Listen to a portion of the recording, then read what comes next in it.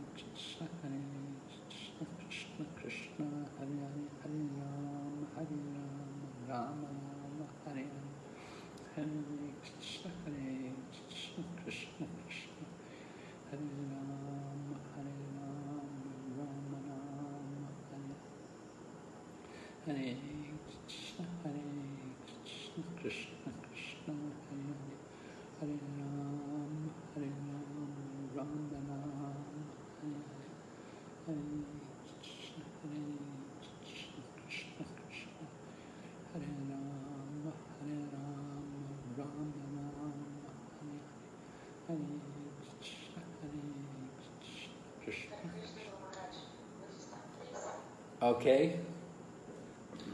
Om Madhyana Timarandasya Gyananjana Shalakaya Chaksuran Militanyena Tasmai Shri Gurave Namaha Namam Vishnu Padaya Krishna Pristaya Bhutale Srimate Bhakti Vedanta Swami Niti Namane Namaste Sarasati Devi Gauravani Pracharine Nirvishesha Shunyavadi Paschatya Deshatarine Vanchakalpatarubhyascha Kripa Sindhu Bhayevacha Patitanam Pavanhebhyo Vaishnavibhyo Namo Namaha Jaya Shri Krishna Chaitanya Prabhu Nityananda Shri Advaita Gadadhar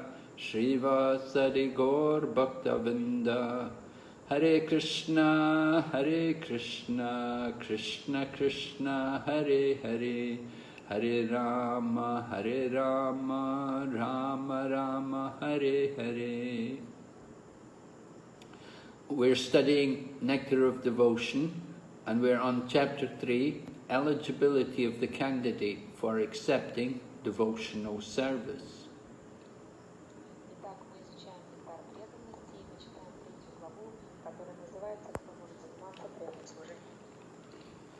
So Rupa Goswami had described that actually the qualification for accepting devotional service is simply that one has a desire to engage in devotional service.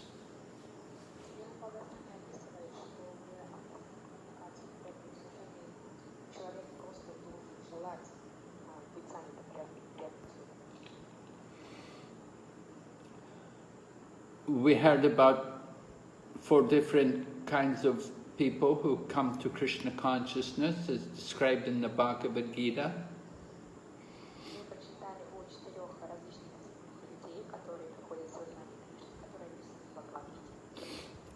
Namely, the one in distress, the one in search of wealth, the one in search of knowledge, and the one who's curious.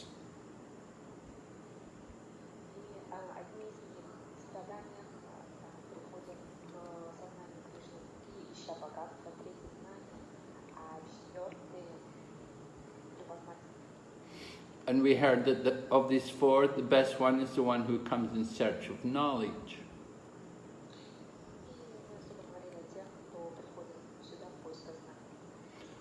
And then Rupa Goswami is describing that the pure devotee does not worry about liberation.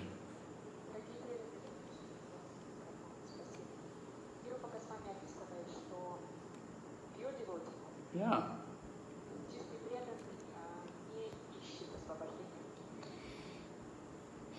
So Rupa Goswami is now giving evidence to support these statements with quoting different verses from the scriptures.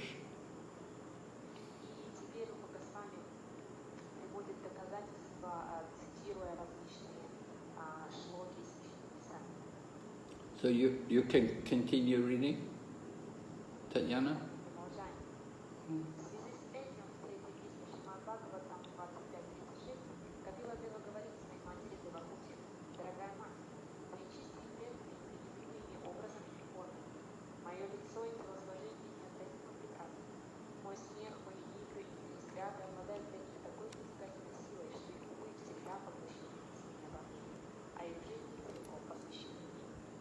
хотя сами они не хотят ни освобождения, ни материального счастья в любой форме, я все же предоставляю место среди своих спутников в моей высшей обители. So this verse is stated from the 25th chapter of the 3rd canto, which is a very famous verse. Srila Prabhupada lectured on these verses, and it's there in the book called The Teachings of Lord Kapila.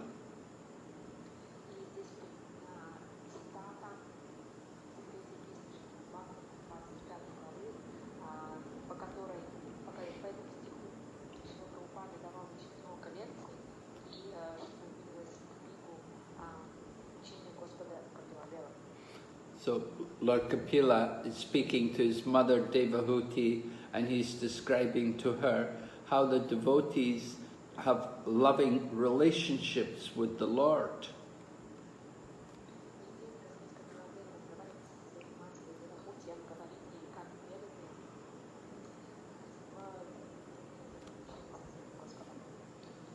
And he's talking about how the pure devotees see the Lord in the deity form.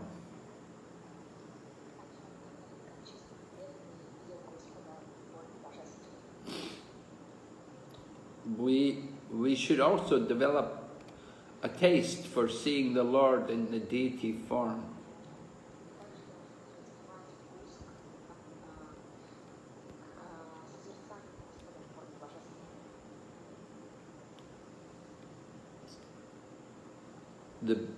Seeing the beauty of the Lord in the deity and developing the relationship with the Lord.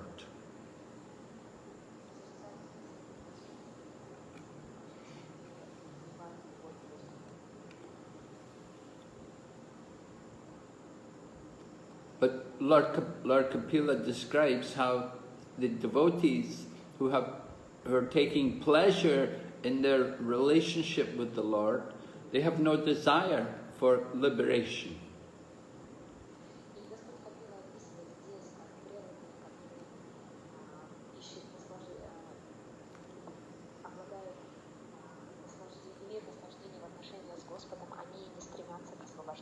They don't want any kind of material happiness. They don't want to ask the Lord for anything.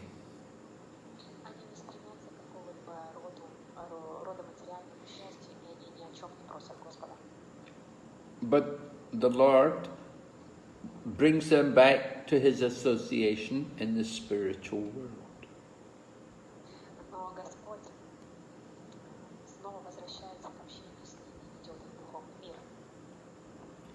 So, although the devotee is very happy to serve the Lord wherever they are, the Lord sometimes likes to bring the devotees back to his abode.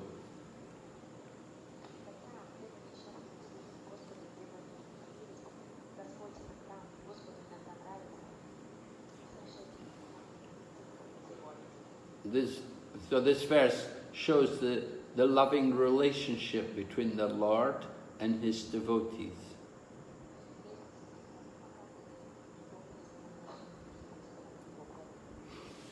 So Srila Prabhupada goes on to discuss this more in the next paragraph. Tatyana will read.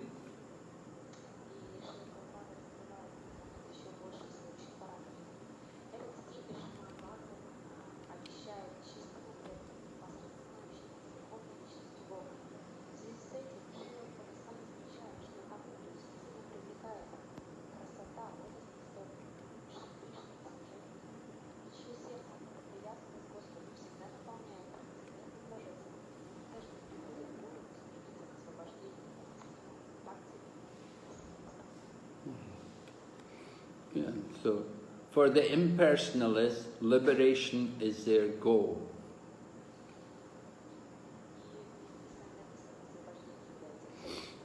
They simply want to get free from the material world.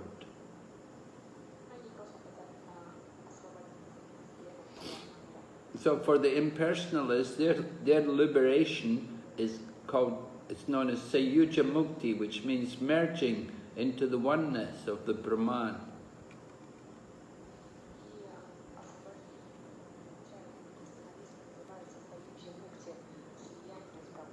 And that same destination of being in the Brahman, that is also given to the demons who Krishna kills.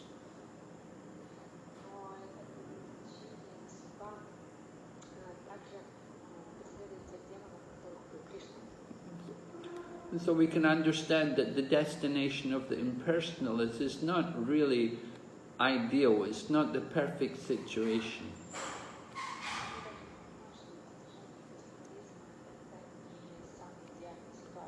And even they may achieve that liberation. If they do achieve it, they cannot stay there for long.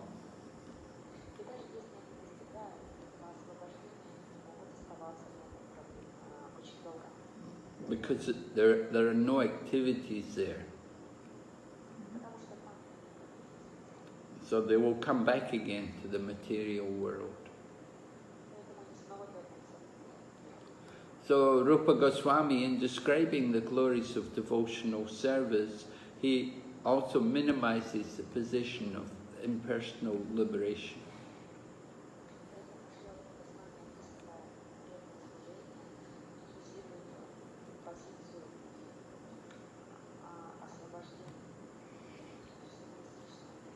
So he describes how the devotee's attachment is to doing service to the Lord, rather than just simply thinking of their own liberation. The devotee just simply wants to be engaged in devotional service.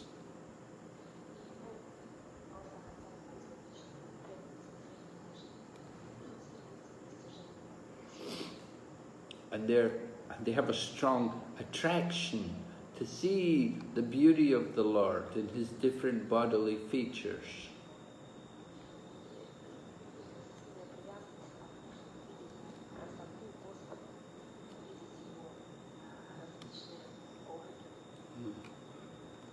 Seeing the beauty of the Lord from His lotus feet through the different limbs of His body is the perfection of the eyes.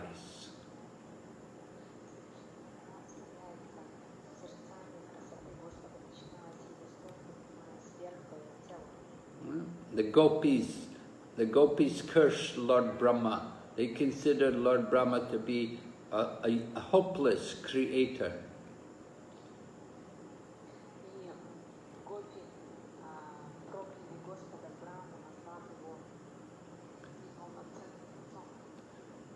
Lord Brahma is condemned by the gopis because they said he gave us eyes which blink.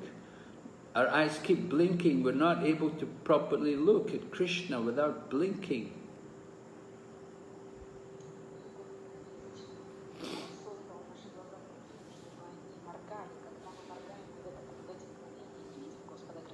We want to see Krishna at every moment, but these eyes are blinking.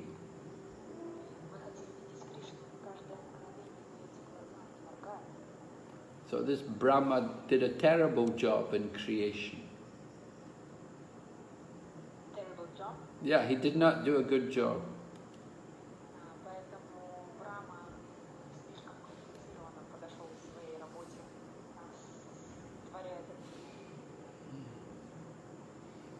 We're also told that if we look on the form of Govinda and we see the beauty of the Lord, then we'll never be attracted again to the family, society and friends.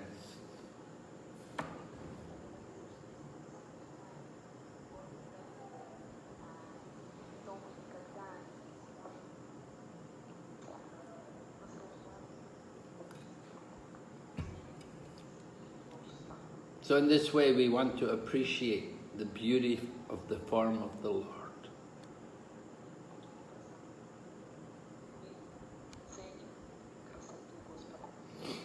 Go ahead.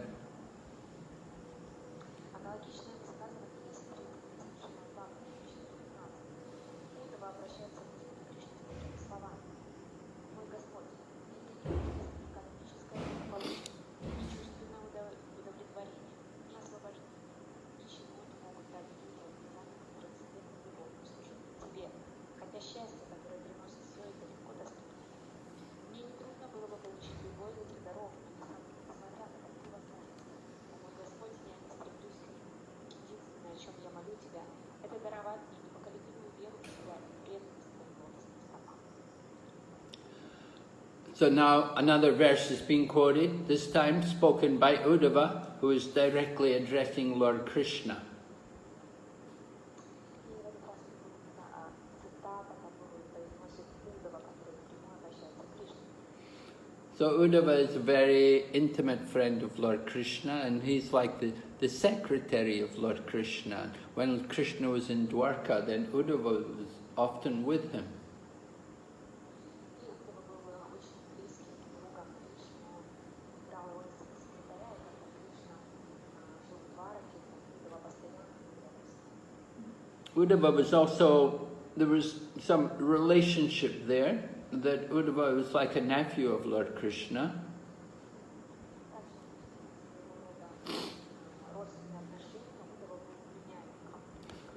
And Uddhava had bodily features also very similar to Krishna.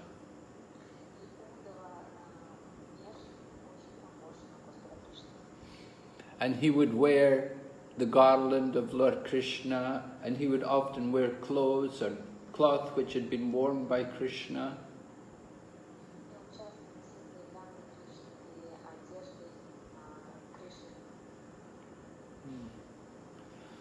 So Uddhava is saying that devotional service gives so much satisfaction that there's no appreciation for the activities of the material world, which come in the form of religion, economic development, sense gratification, and liberation.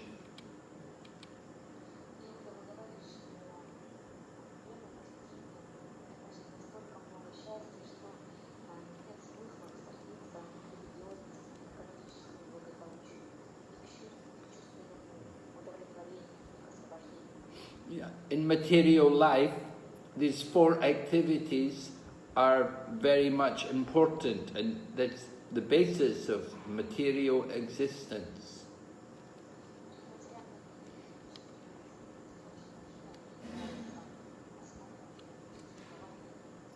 And the Vedas encourage these four activities very much. The Vedic literature speak a lot about activities which are based on religion, economic development, sense gratification, and liberation.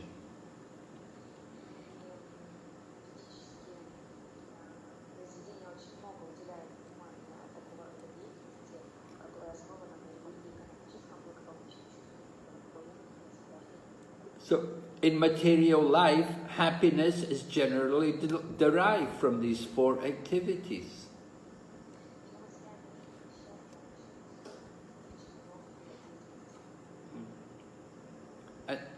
But Uddhava said he doesn't think about it. He doesn't have an interest in the happiness from these activities.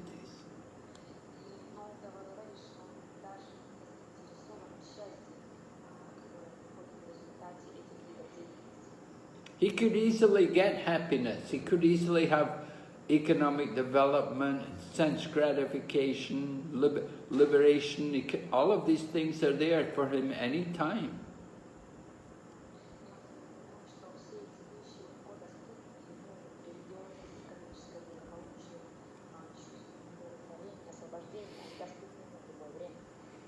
But he doesn't want them. All he wants is faith and devotion in the service of Krishna.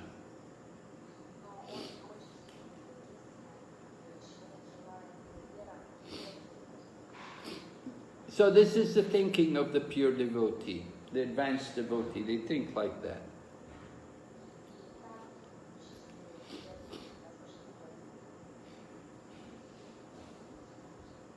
Go ahead.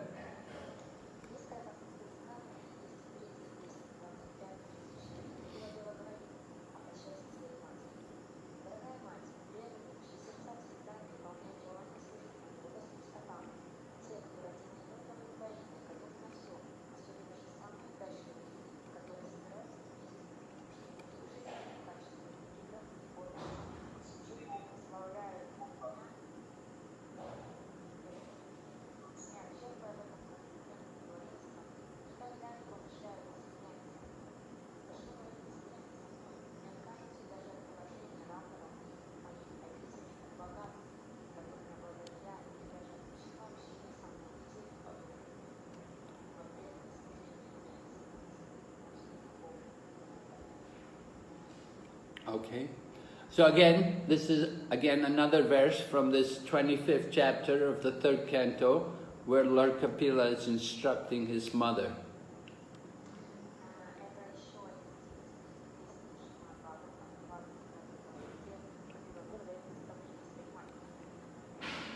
So Lord Kapila describes the mood of the devotee.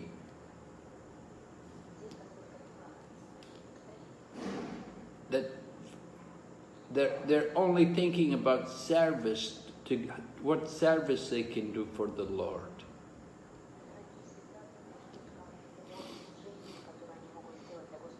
And they're willing to do anything without consideration for the pleasure of the Lord.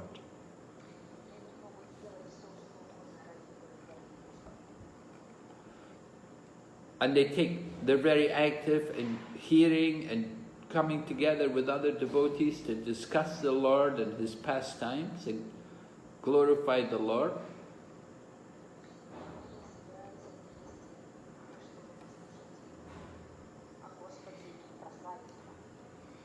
So to such devotees, they have no interest at all in the thought of becoming one with the Lord or achieving that impersonal liberation.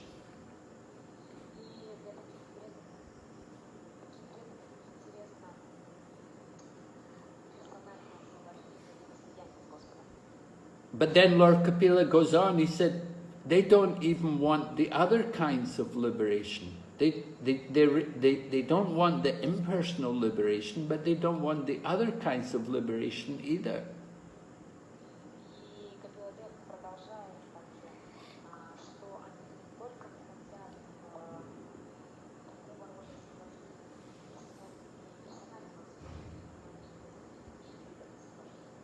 Yeah, the Lord may offer them opulences like the Lord.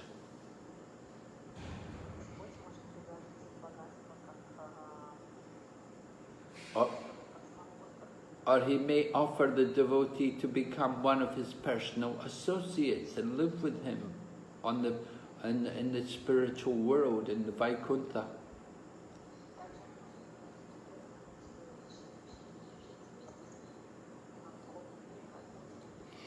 Or they may give the devotee a body similar to the Lord, like the residents in Vaikuntha. They all have four-armed forms, like the Lord.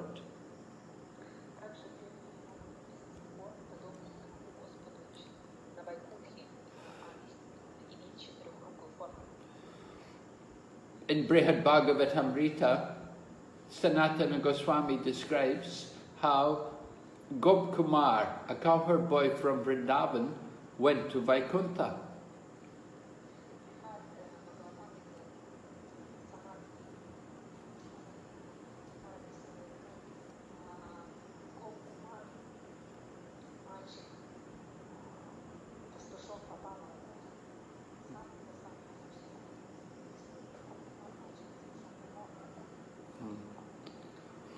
So when Gopkumar entered into Vaikuntha, he saw people with four-armed forms, and one after another he thought they were the Lord, and he was offering obeisances to them. But they would say, no, no, no, I'm not the Lord, I am a servant. But they had a four-armed form, and they looked just like the Lord Himself.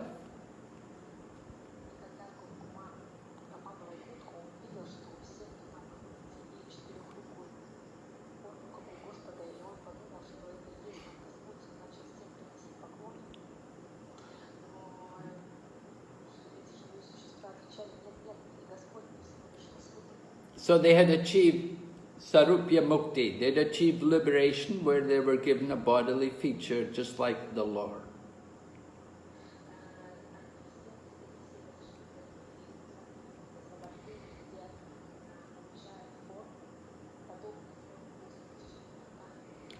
Of course, there are subtle differences between their body and the body of the Lord.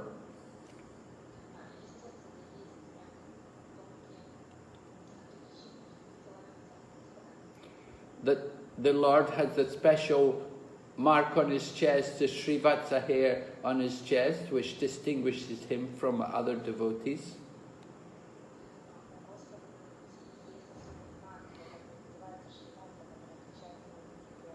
And he also wears the kastuba gem around his neck.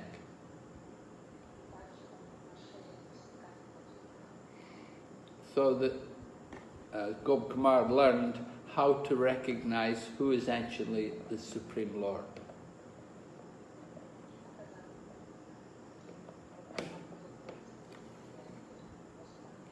But here, Lord Kapila Dev is saying that the pure devotees, that they're not interested in having this kind of liberation. All they want is devotional service.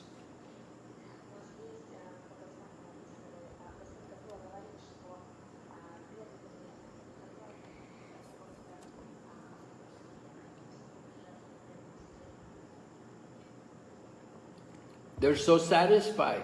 They're getting so much happiness from devotional service. They don't want anything else.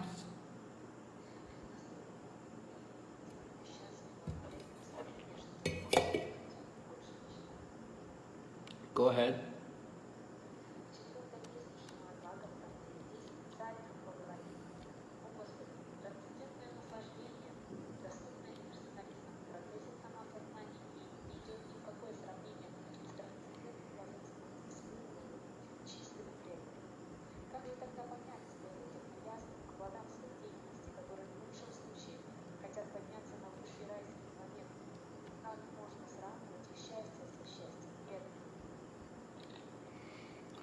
So now we have a verse from the 4th canto by Dhruva Maharaj, and he's speaking to the Lord because Dhruva Maharaj had done great austerities in the forest for 6 months, and then the Lord appeared to him.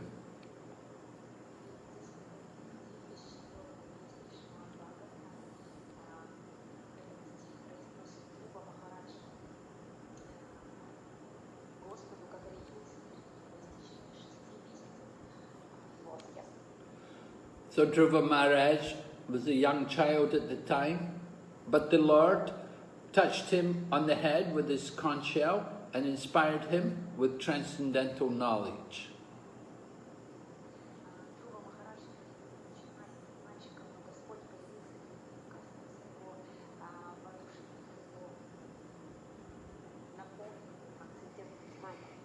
And after touching on the head, Dhruva Maharaj was inspired to offer these prayers to the Supreme Lord.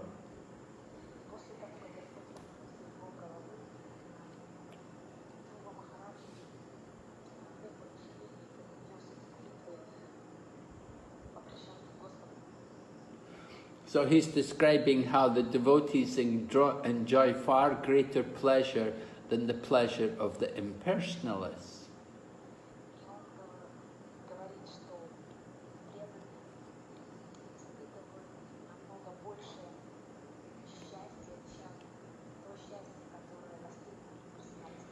So the impersonalists, they achieve some degree of self-realization. They understand themselves as Brahman.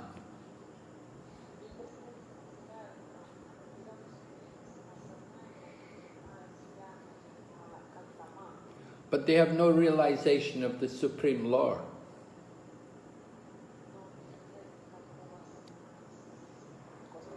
So their realization is limited simply to understanding I'm not the body.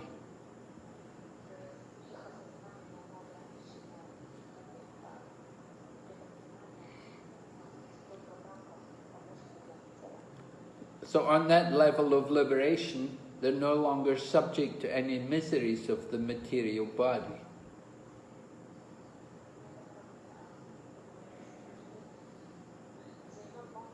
They don't suffer any miseries due to the material body.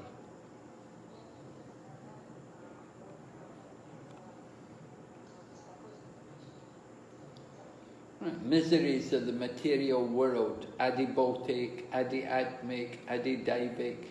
These 3 different kinds of miseries are there in the material world.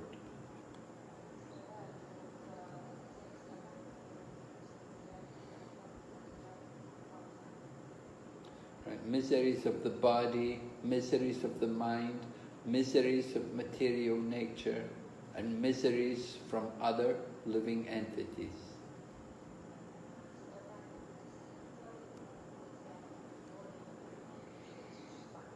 But the impersonalist, he doesn't experience this because he's liberated, he's freed from the bodily connection.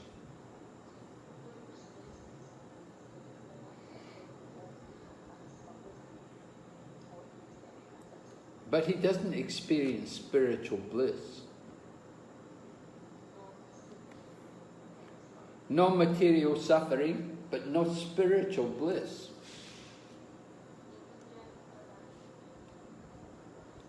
So Dhruva Maharaj said, the devotees who are doing devotional service, who are meditating on the lotus feet of the Lord, they experience that bliss.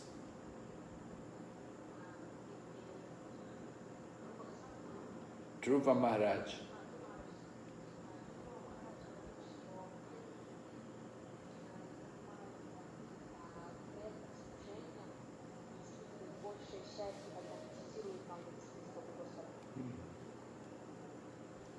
And then there are ordinary karmis, people who work to enjoy the results of their labor.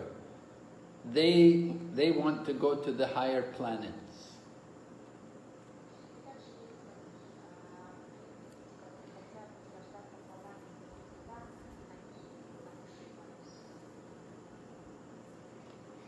So you can understand they cannot experience much happiness, they cannot get much happiness.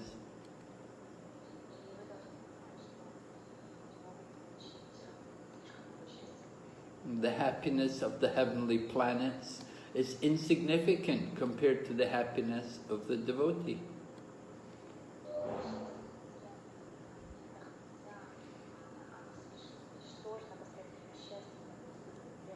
The happiness of the heavenly planets is even inferior to the happiness of the impersonalists.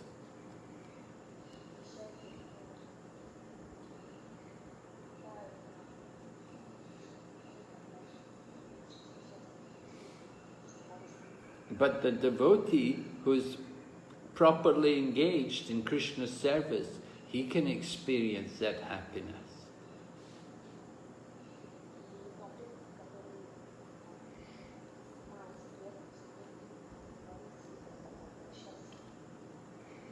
Okay, so now we've completed the 3rd chapter. We're going to go on to chapter 4.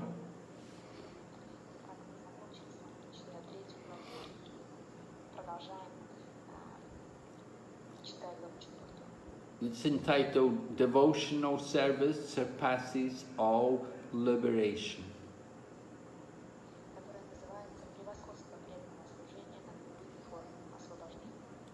Go ahead.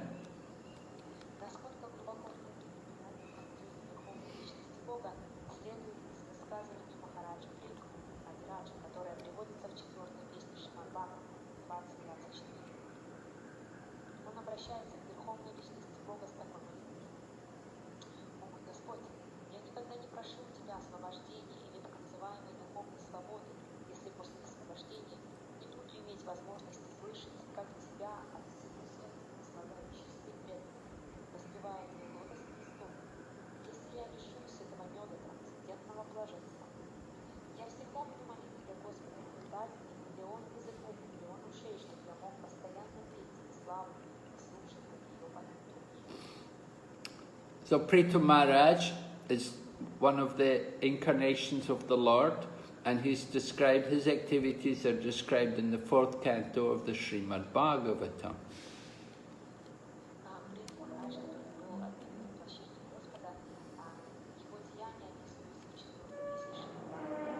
Prithu Maharaj was, his body was actually created from the, well, what happened, there was a demonic king called Venu, and Venu was very cruel, and he created a lot of turmoil on the world, and so the Brahmanas cursed him to die.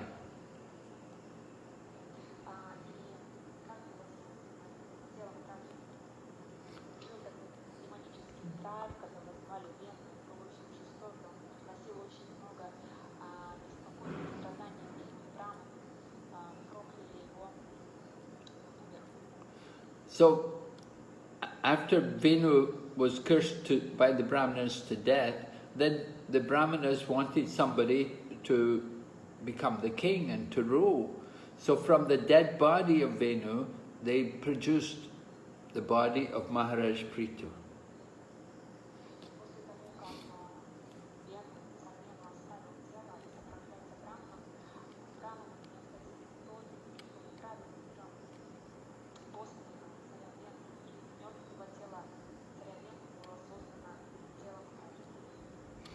So Maharaj Prithu performed many wonderful activities, and he would perform many different sacrifices and please the Lord.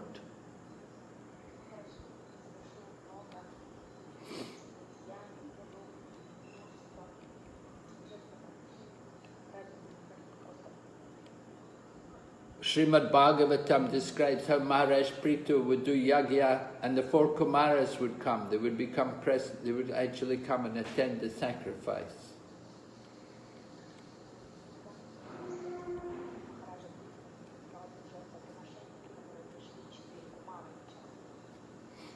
So because he was so powerful and pure, he could attract pure devotees like the 4 Kumaras to come.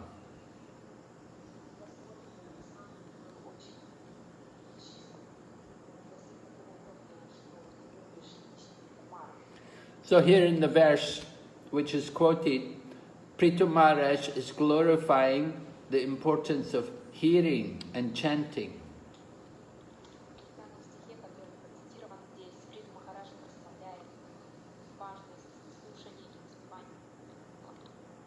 That the pure devotees, they have a very strong taste to hear about Krishna and to chant the glories of Lord Krishna.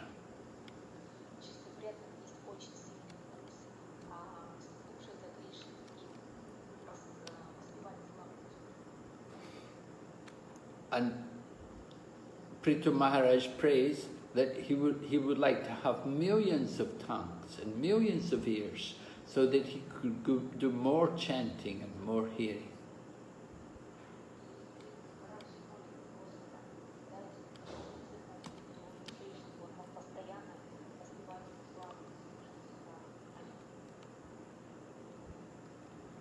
Pure devotees, they just simply want that opportunity to hear and chant. They don't want anything else. They're getting so much pleasure in that they don't aspire for anything else.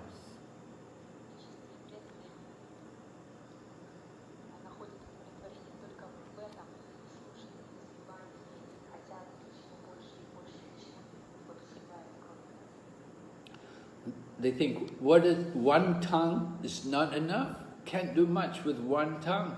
And one pair of ears is not enough. I need many, many ears, many, many tongues. Then I can chant better.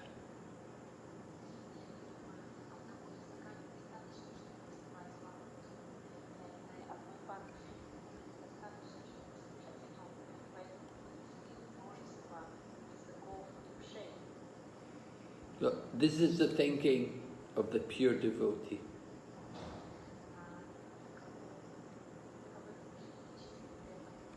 Go ahead.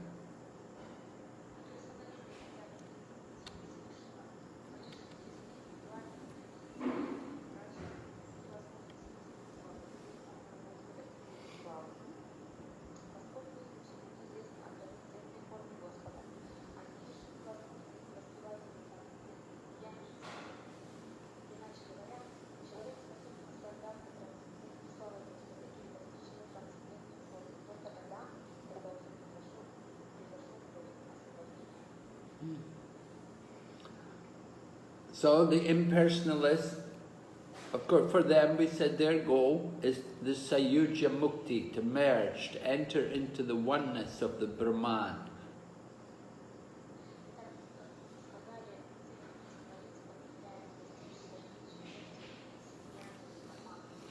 So entering into the Brahman, the impersonalist has the idea that they're no longer an individual, that they've just become one with the oneness of the Brahman.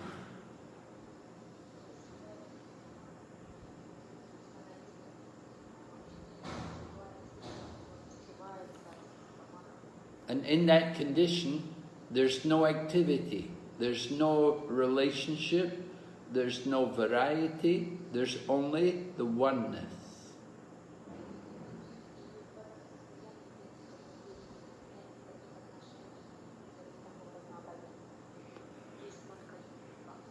So, this is why in that condition, the impersonalists, they cannot do any hearing, they cannot chant, they cannot appreciate the glories of the Lord.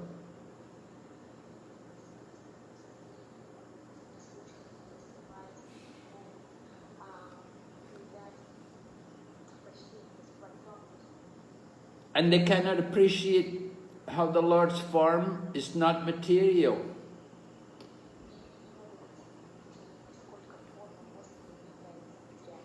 They're thinking when Krishna comes in this world that he is also like them.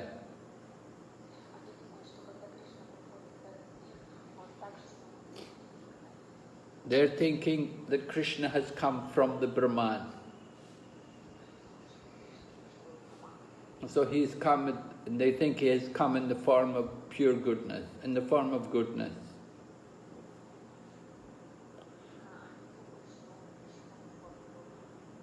So they cannot understand how the Lord's form is not material. They're thinking he's also taken birth. Just as we have taken birth, they think when Krishna comes, he has also taken birth.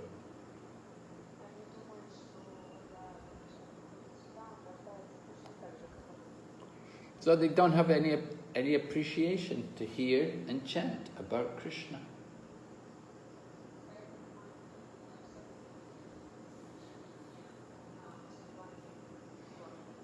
So Srila Prabhupada says that one has to be on the liberated platform to take pleasure in chanting and hearing about Krishna.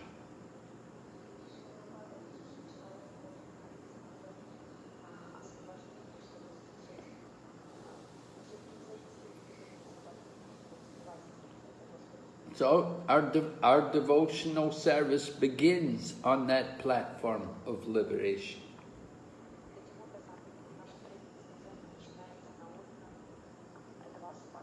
This is described in the Bhagavad Gita. Right? 18th chapter. Brahma Bhuta Prasanatma Nasochati Nakanchati Sama Sarveshu Bhuteshu Madbhaktim Labhate Param. That one who is actually understood that they're Brahman, that they're not the body, then they are a joyful soul.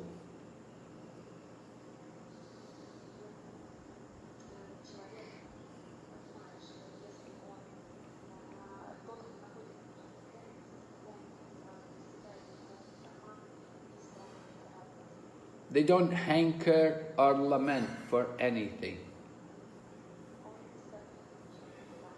And they see all living entities equally. This is actually the platform of Brahman. This is the liberated platform. So in that condition, one can take up devotional service.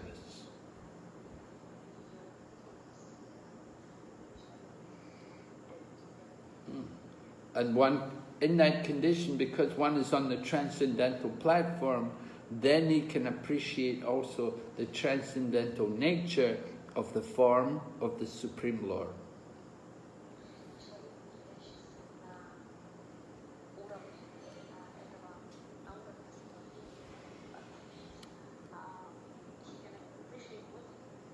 The form of the Lord. So we see how Krishna consciousness works, how it brings us very quickly to the liberated platform.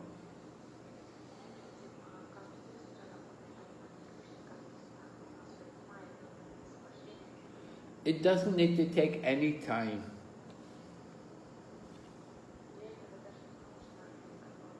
Very easily, very quickly, devotee can come up to that platform of Brahman and begin devotional service.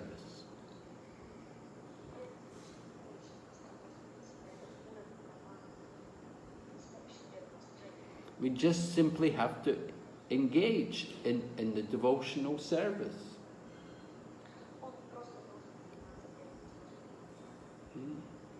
Okay, we'll go one more paragraph.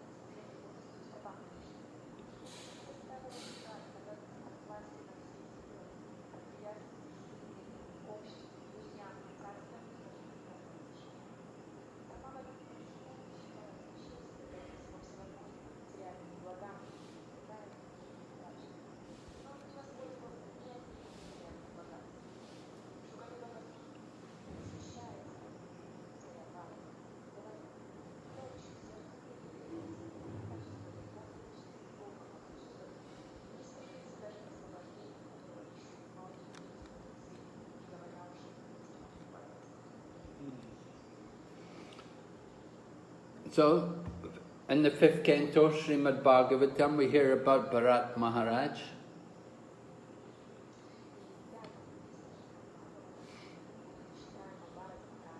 He was the eldest son of Rishabdev. Rishabdev had 100 sons, and he was the most famous of them. And after his father retired to do austerity, then Bharat became the king.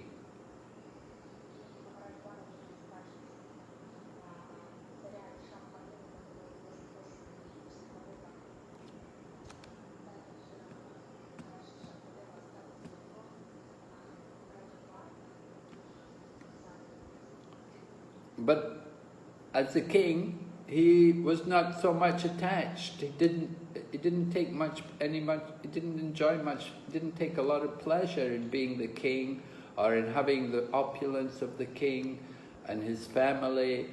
And he was so much attracted to serving the Supreme Lord.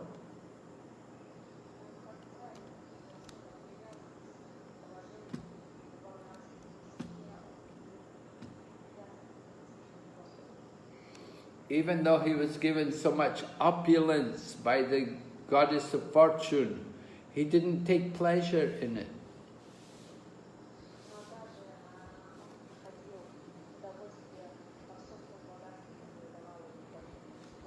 And he gave it all up. He renounced everything to go to the Himalayas and to do austerity and pursue the goal of life.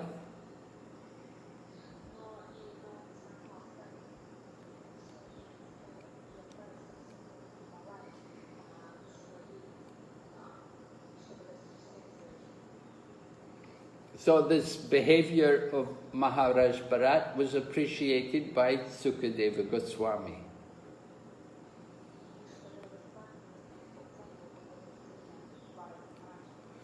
Sukadeva Goswami, he's also a renunciate. So one renunciate will appreciate the renunciation of another person.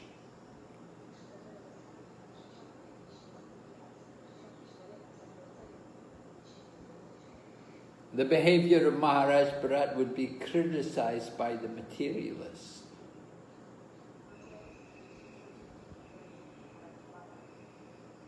They would say, oh, very irresponsible, not good, this is very bad, to give up the family, to leave the home, this is not good.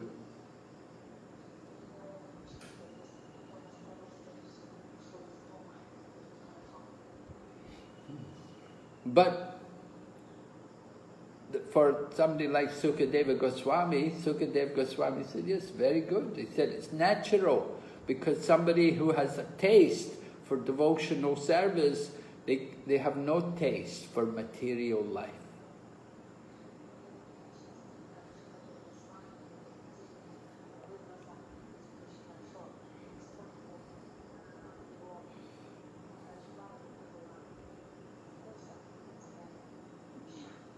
Material opulences That does not mean anything. It doesn't attract the mind of the pure devotee.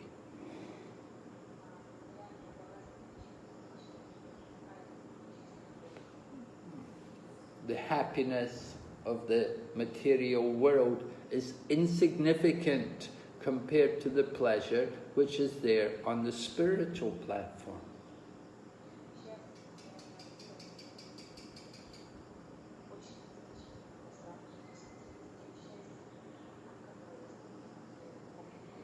So Srila Rupa Goswami has compiled this nectar of devotion, giving so much evidence to support the thinking or the activities of the devotees.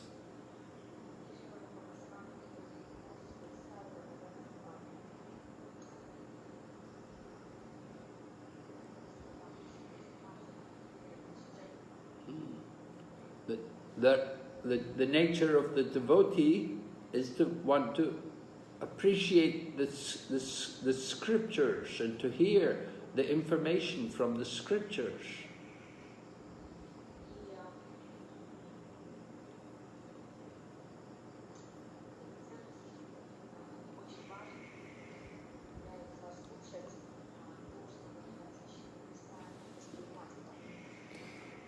But for the non-devotee, for the materialist, they're fully in the mode of passion and ignorance.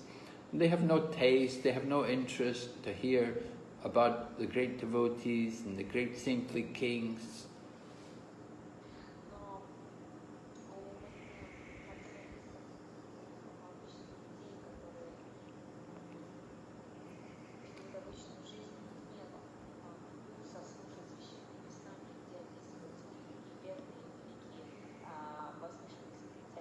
They're still attracted by the glitter of the material world. The material world appears attractive to the minds of the materialists.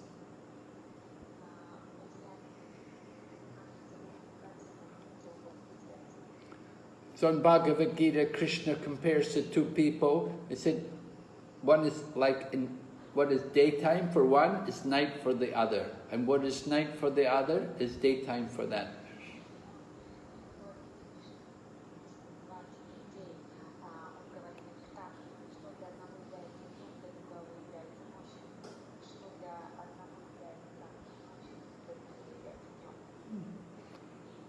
Very, very different visions and different tastes.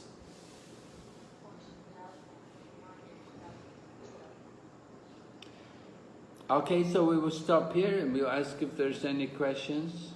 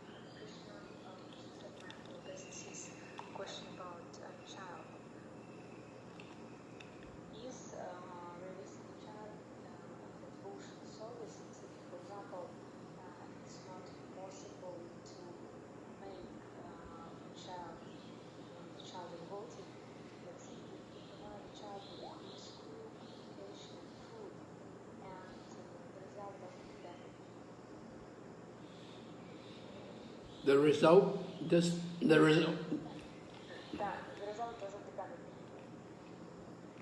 well, yes, raising a child is devotional service.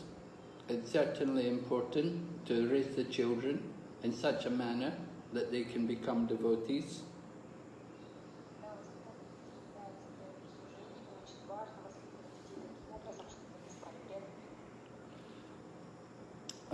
Srila Prabhupada describes about his own childhood and how much his parents encouraged him in Krishna consciousness. Шрила Прабхупада описывал свое собственное детство и как родители воодушевляли его.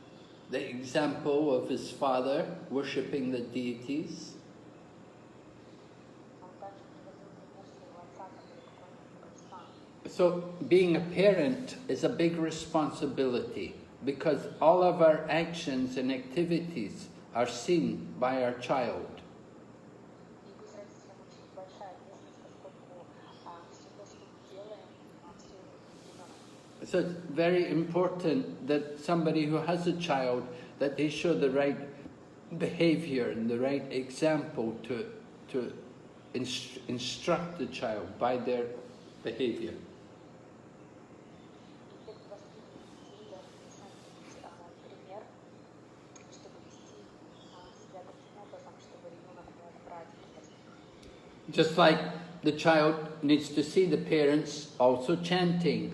He needs to see the mother and father that when they cook food, they first of all offer it to Krishna and they will bow down before Krishna's altar.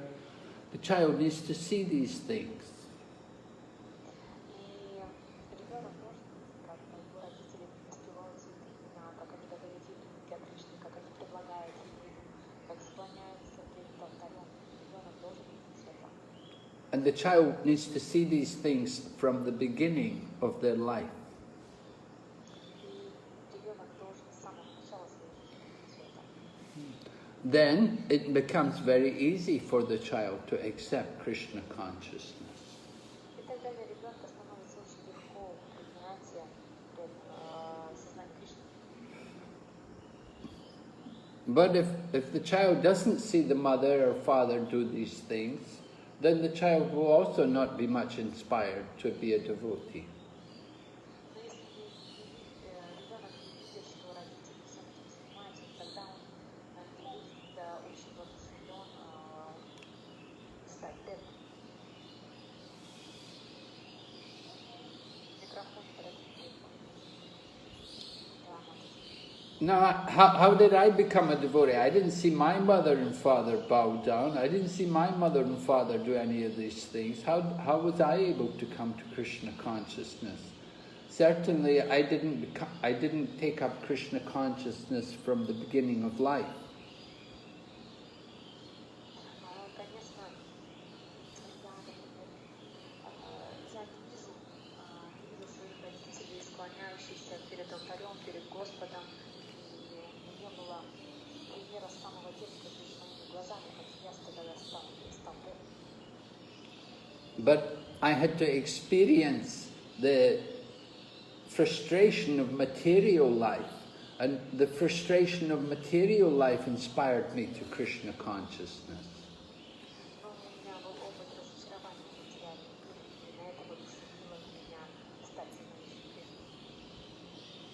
Because I was looking and searching, trying to find the answers to the problems of life.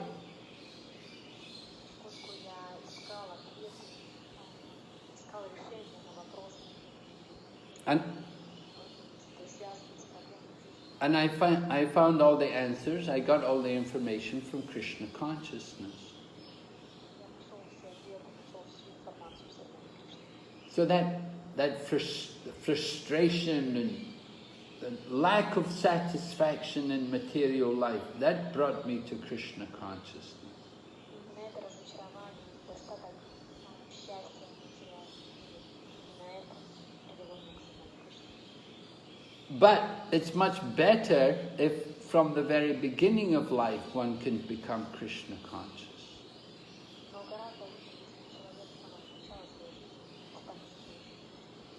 So if the parent, as a mother, if you're able to inspire your child to show the nice example to them, then it can make it so much easier for the child to take up Krishna consciousness. Если вы как мать можете подать ребенку соответствующий пример, то гораздо легче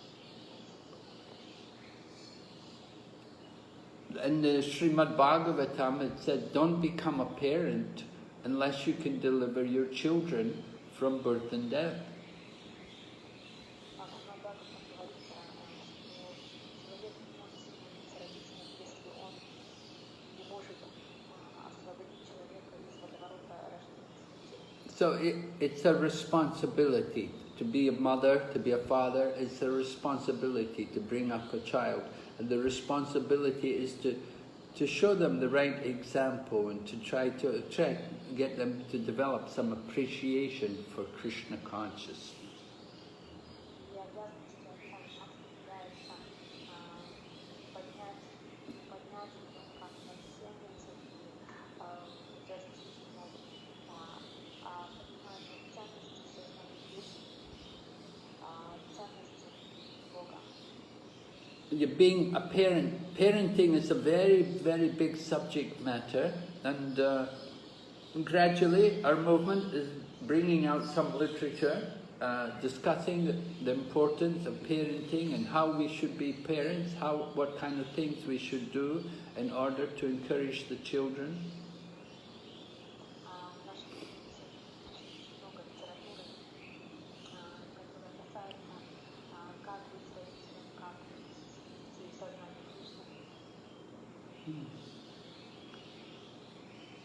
And so, if we are regularly chanting the holy name and doing kirtan, then naturally the child will also become attracted and take up these activities.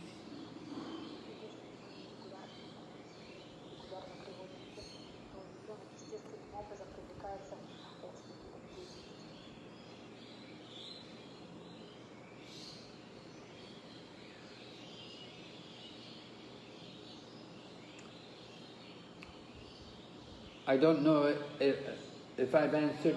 I don't know if I've answered your question sufficiently, but is there something, some other particular aspect of parenting you wanted to ask about?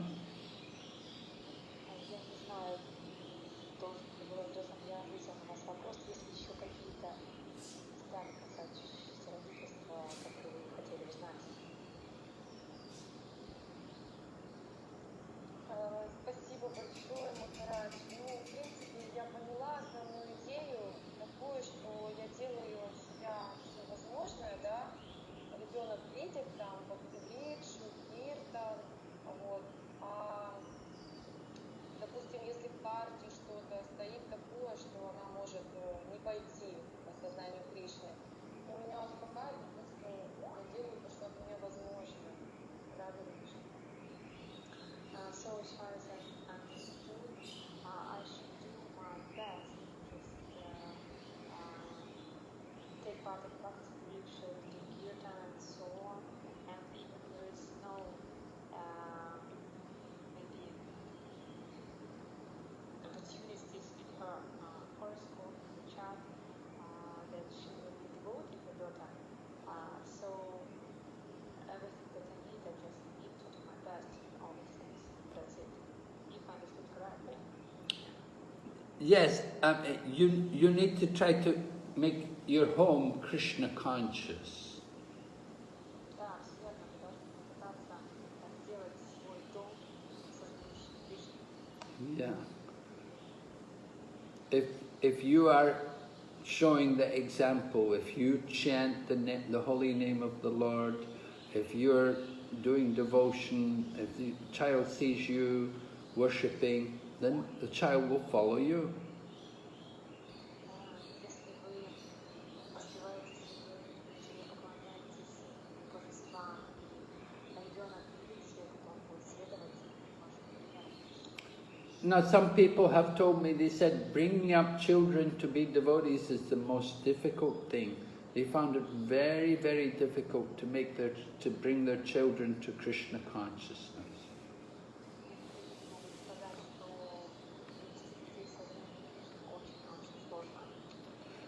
Well, certainly it's difficult if you were not a devotee in the beginning.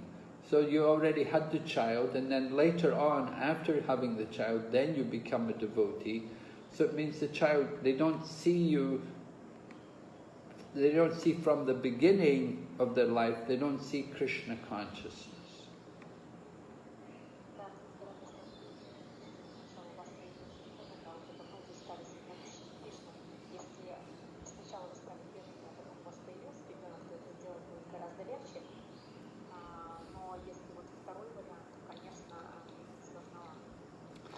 Just like sometimes the parents, they become devotees and then they want to become vegetarian, but they have a child who said, no, no, I want to eat meat. I don't want to just eat vegetables.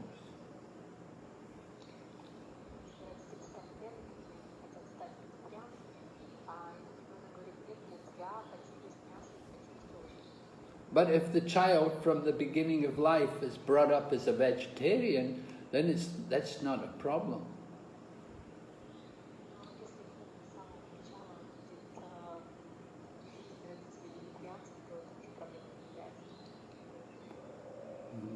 So it's difficult to give children something new somewhere along the line, to suddenly change their life. It's difficult.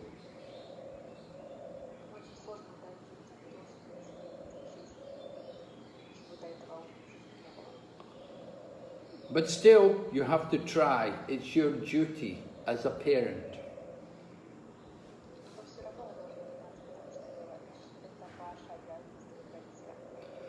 Now, Prabhupada had children. He had 3 sons and 2 daughters. And he tried also, he brought his children to temple and so on.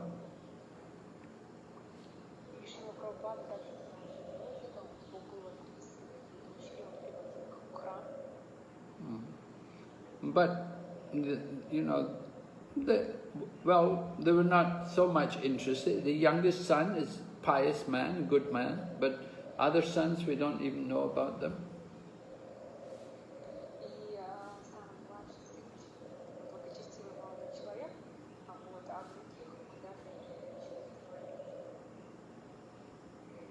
So it's difficult, but you have to try to bring your children up to be a devotee.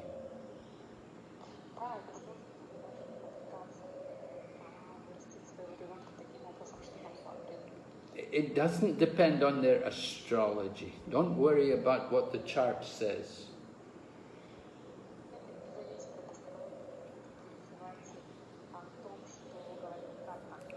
Devotional service is transcendental. Astrology is material.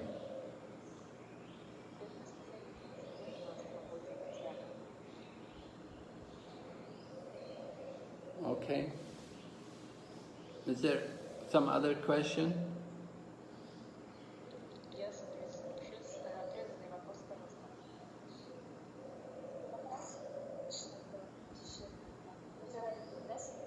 Вопрос такой. Преданный 24 часа сосредоточен на Кришне. Очень слушать его и говорить, не рада. Я вас как вы достигаете такое состояние ума? Как вы поделиться, не уходить в мать? Конечно, он говорит, что Прабхупаде, Сатман был очень сильный.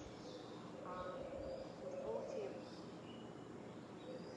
is focused on Krishna for 24 hours. Wants to hear about him and talk about him with determined intelligence. There's something about him. How we can achieve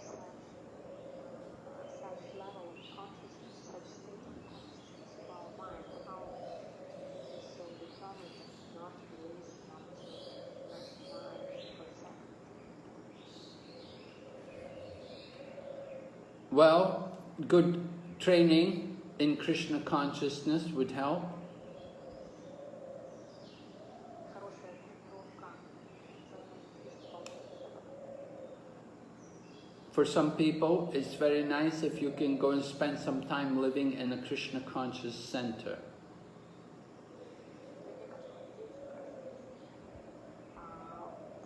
в какое-то время в центре. In that way you can be very regulated in hearing and chanting, and you can be properly engaged in Krishna conscious activities.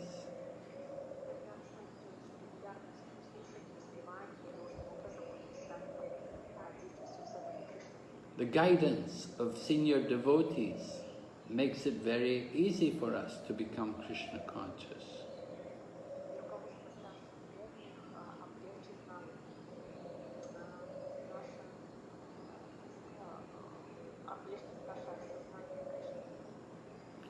Krishna consciousness is within all of us, but we have to awaken our Krishna consciousness through hearing.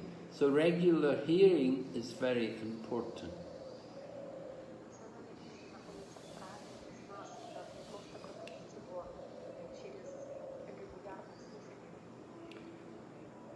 Regular hearing means make use of the internet to listen to different speakers talking, and also taking time ourselves to study Prabhupada's books.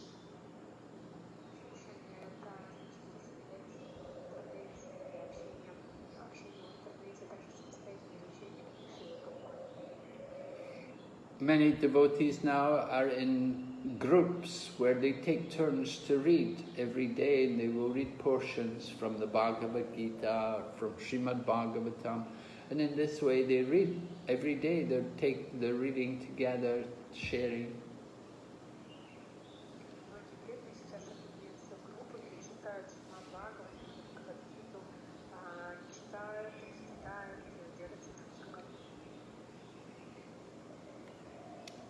The main thing is you have to have that desire that you really want to be fully engaged in Krishna consciousness.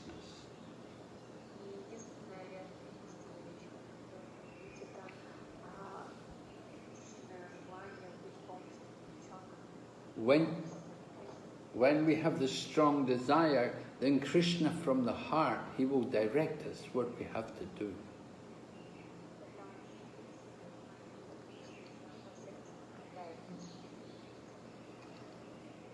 Okay, yeah.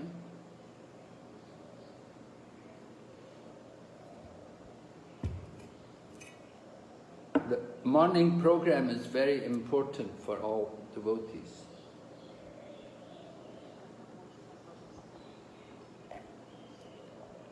If you get a good start to the day, then Krishna consciousness becomes so much easier.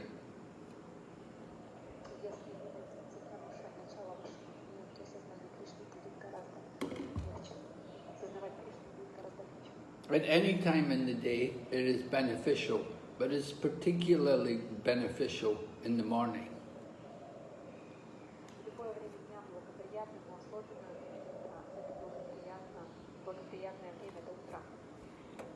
So that's why devotees like to try to wake up early in the morning and make use of the morning time to do and to absorb themselves in Krishna conscious activities.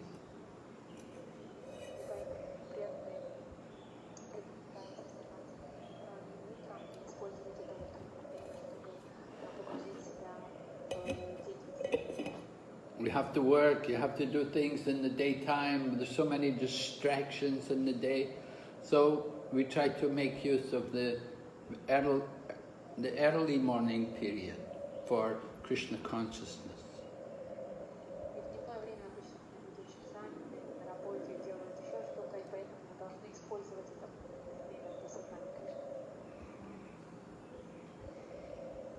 Mm-hmm.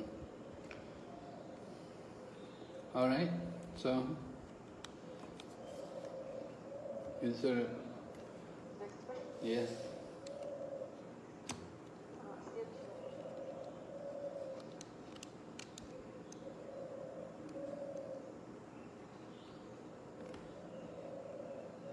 Харе Кришна, вопрос из чата. Харе Кришна, Гуру Махарадж, Кришна.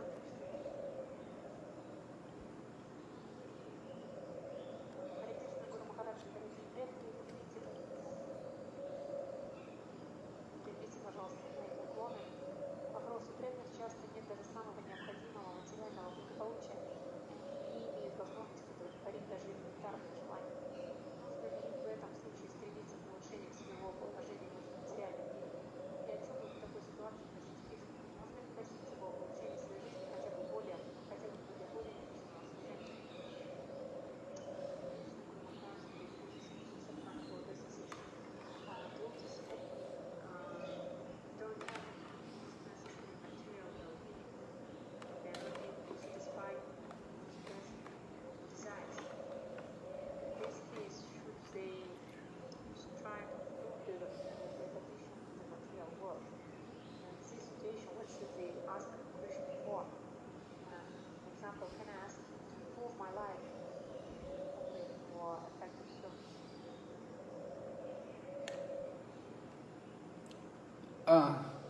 Yes, you could ask Krishna like that, but that's not really spiritual.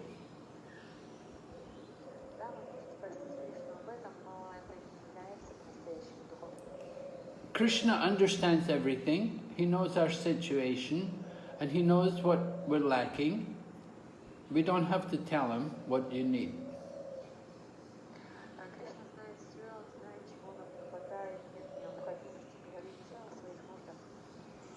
And we see there are many devotees, very advanced devotees, and they're not affected by their material circumstances.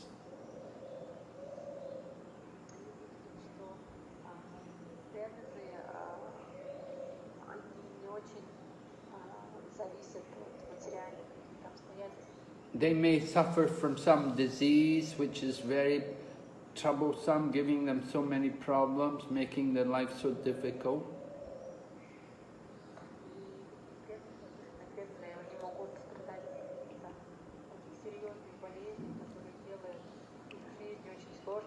Or they may have some very serious economic problems, that they're really in poverty and they don't have the basic needs, as you mentioned.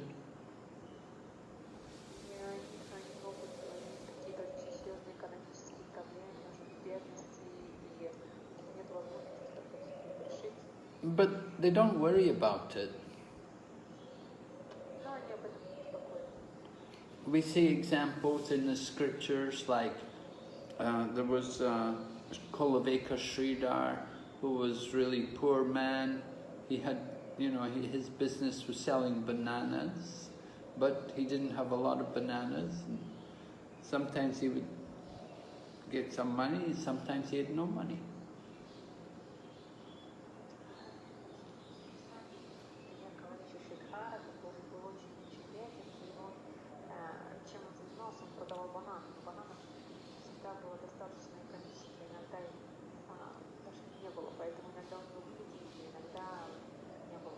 And when Lord Chaitanya invited him that he could ask something from him, and Lord Chaitanya was revealing himself to be the Supreme Lord, and he told Kulaveka Sridhar, "What can I give you? Just ask anything you like. I'm ready to fulfill all your desires."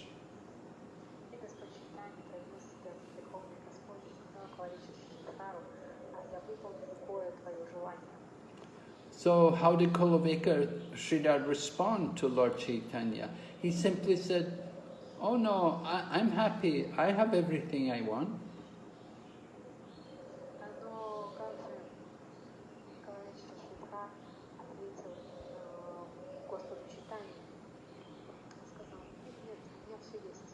But Lord Chaitanya said, "But Sridhar, look at your cloth. Your cloth is very old and ragged.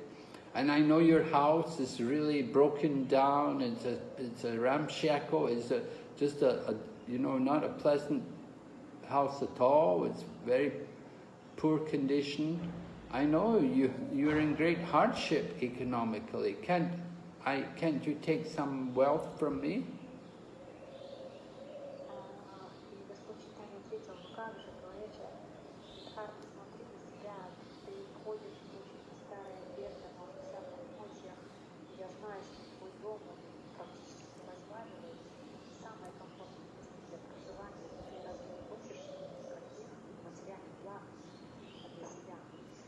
But Sridhar said, "No, whatever I get, whatever income I get, I spend 50% to worship Mother Ganga.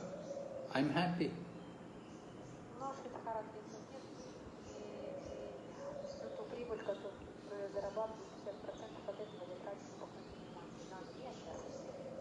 Every one of us, we are suffering or enjoying according to our past activities.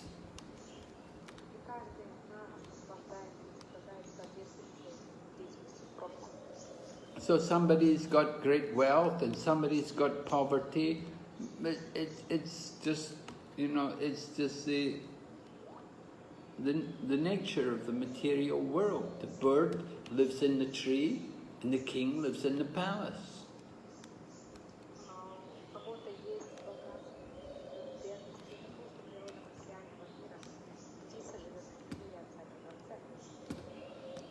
We just accept our situation as the arrangement of the Supreme Lord.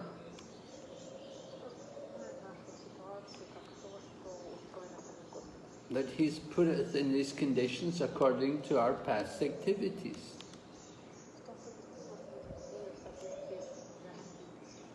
We just have to go on with our devotional service, and one day we'll go back to Godhead.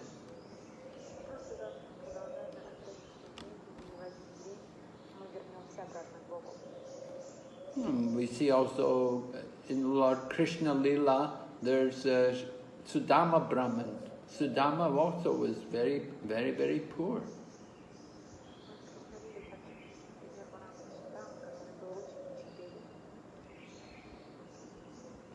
He had a wife, and he had no money, and he didn't want to go and beg. He wouldn't beg. He refused to beg.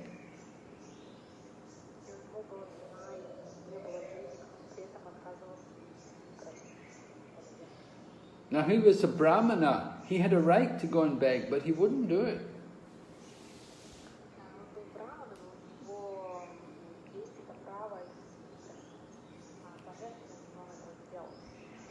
And he even went to see Lord Krishna, and he never asked for anything.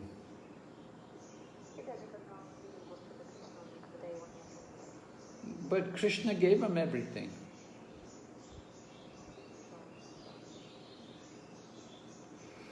So very soon he went back to Godhead.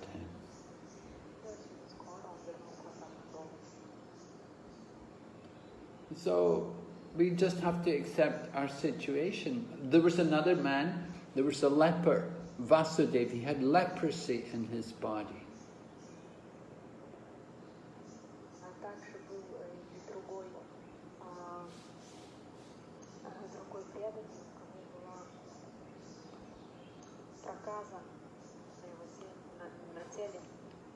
Now leprosy is a very terrible disease, and it's contagious. Somebody gets leprosy, people keep away from them. They're put away. Nobody wants to be near them.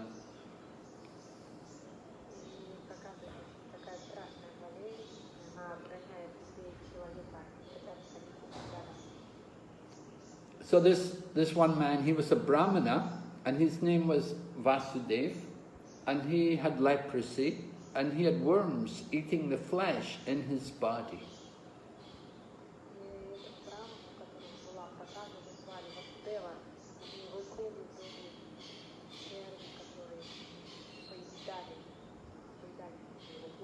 And sometimes some of the worms which were eating the flesh in his body, they would fall out from his body.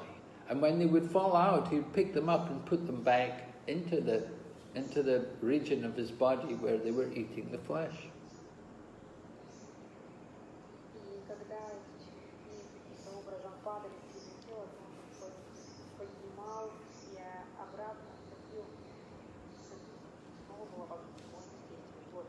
So Lord Chaitanya came there, and Lord Chaitanya cured the leprosy. He embraced the Brahmana.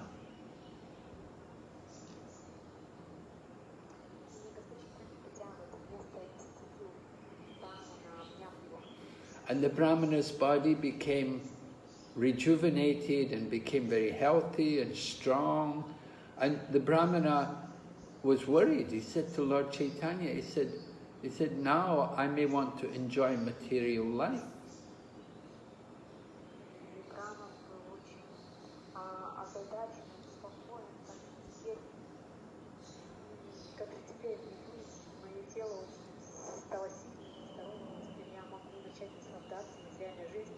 He said, when I was sick, when I had my leprosy, I know at that time I had no opportunity to enjoy material life.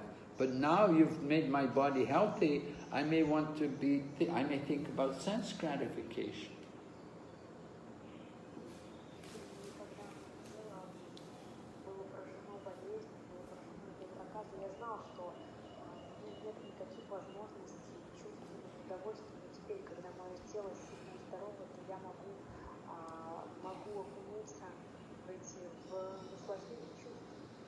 So we should think also our situation which we're in, that this situation is given to us by the grace of the Lord, that it's, in some ways it's a blessing, that Krishna protects us from sense gratification.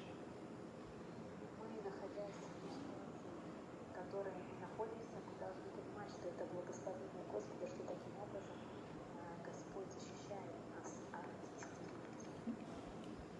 If you had more opulence, if you had more wealth and so on, then you may not be Krishna conscious, but the situation which you're in is Krishna's arrangement to keep you Krishna conscious.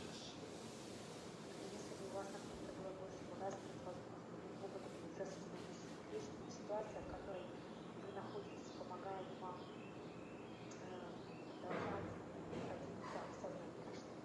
So you can pray to Krishna to help you to improve your economic situation or your general situation of living, but that is not actually pure devotion. Да, молиться Кришне, чтобы он исправил вашу экономическую ситуацию или в целом ту ситуацию, в которой вы находитесь, но это не чистая преданность. All right. Another question? Следующий вопрос.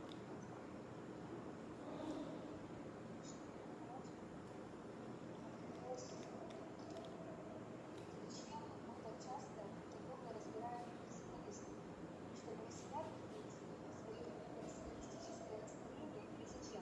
Если да, чтобы найти себя, то как мы такое в себе обнаружим это пессимистическое состояние сознания Кришны? Why do we analyze so often and in details that's why we want to find out ourselves in them, or just to find out personal motive in ourselves, or why? If it is in order to find ourselves, or to find this personal state of consciousness. Yes. Why impersonalism is talked about so much? Because generally when people think of spirituality, that's what they think about. They think it's impersonal, that the spiritual path is leading to impersonalism. People don't have really much knowledge about the personal aspect of spiritual life.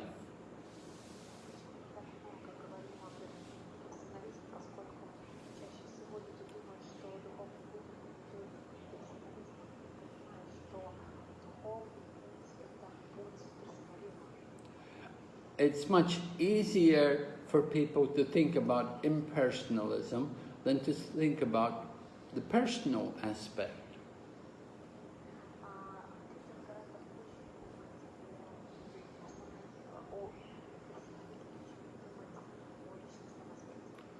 The thought of becoming one with the Supreme is very attractive to people, that, oh yeah, I want to become God.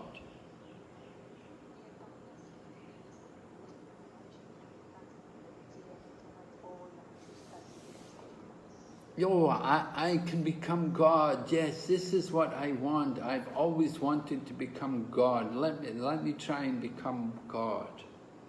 This is what inspires people towards the path of renunciation.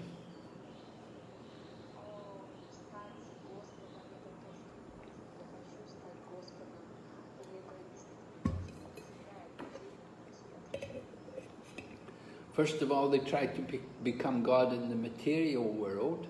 They try to conquer and enjoy and exploit everything in the material world.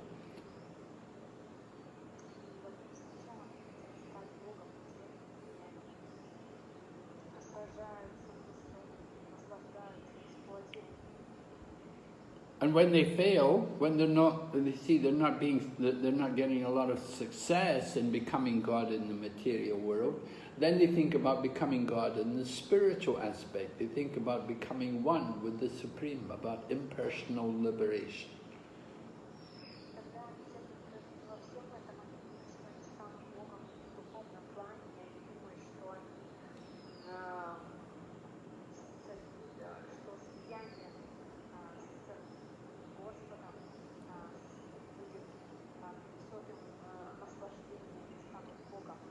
So because these two, because this philosophy is so, it's spread everywhere, it's so prominent, therefore we have to preach Krishna consciousness, we have to preach the message of Lord Chaitanya. Поскольку эта философия распространена повсюду, поэтому проповедовать сознание Кришны, проповедовать послание Господа Чайтаньи. And we see Prabhupada's pranam mantra, the second pranam mantra, nirvasesha shunyavadi paschatya desatarini, preaching the message of Lord Chaitanya to deliver the Western world from impersonalism and voidism.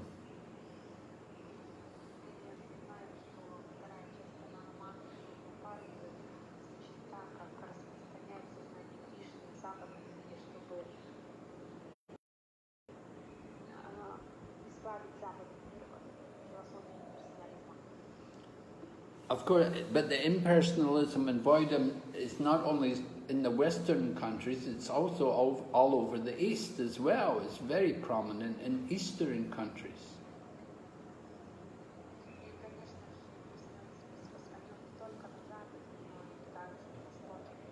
And Prabhupada, however, began his preaching in the West because a bit easier to get people interested in the Eastern countries. Very difficult to get people interested in personal philosophy.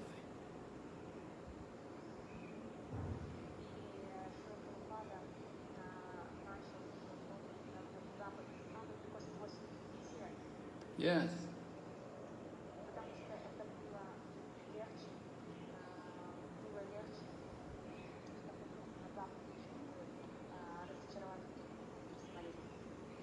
So, trying to awaken people to Krishna consciousness, Prabhupada, just like Lord Chaitanya, when Lord Chaitanya was propagating the holy name, he went to South India because he found people more receptive there to the chanting of the holy name than they were in his own Bengal.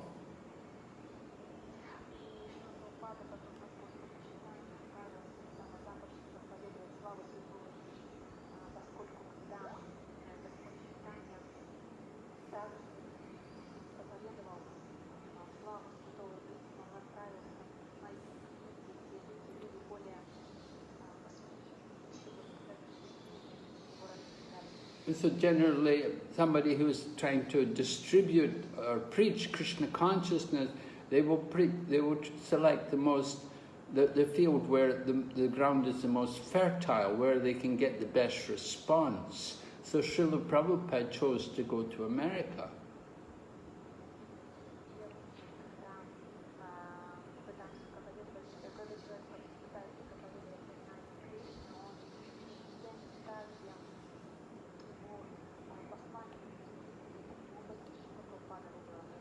For he didn't know if he would get a good response or not, but he thought, let me try, because he wasn't getting much response in India.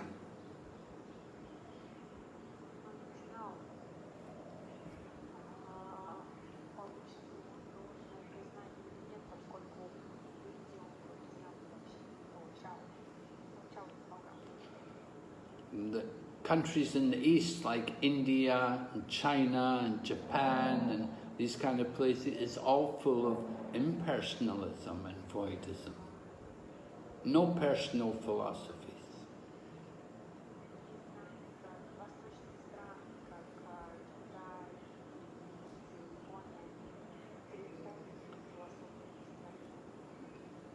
So sometimes where we're presenting our philosophy, people think we must be Christian because they think Christianity is the only personal philosophy.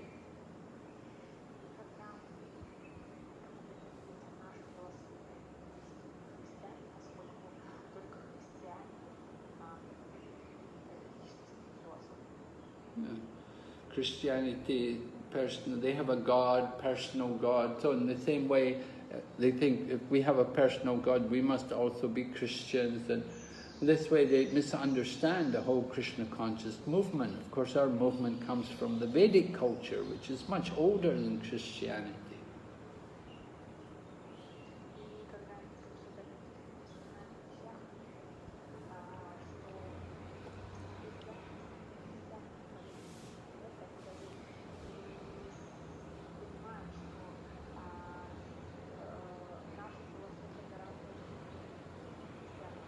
And even Lord Chaitanya, he had a difficult time because people were not accustomed to the personal aspect. Everywhere he was preaching to impersonalists and voidists.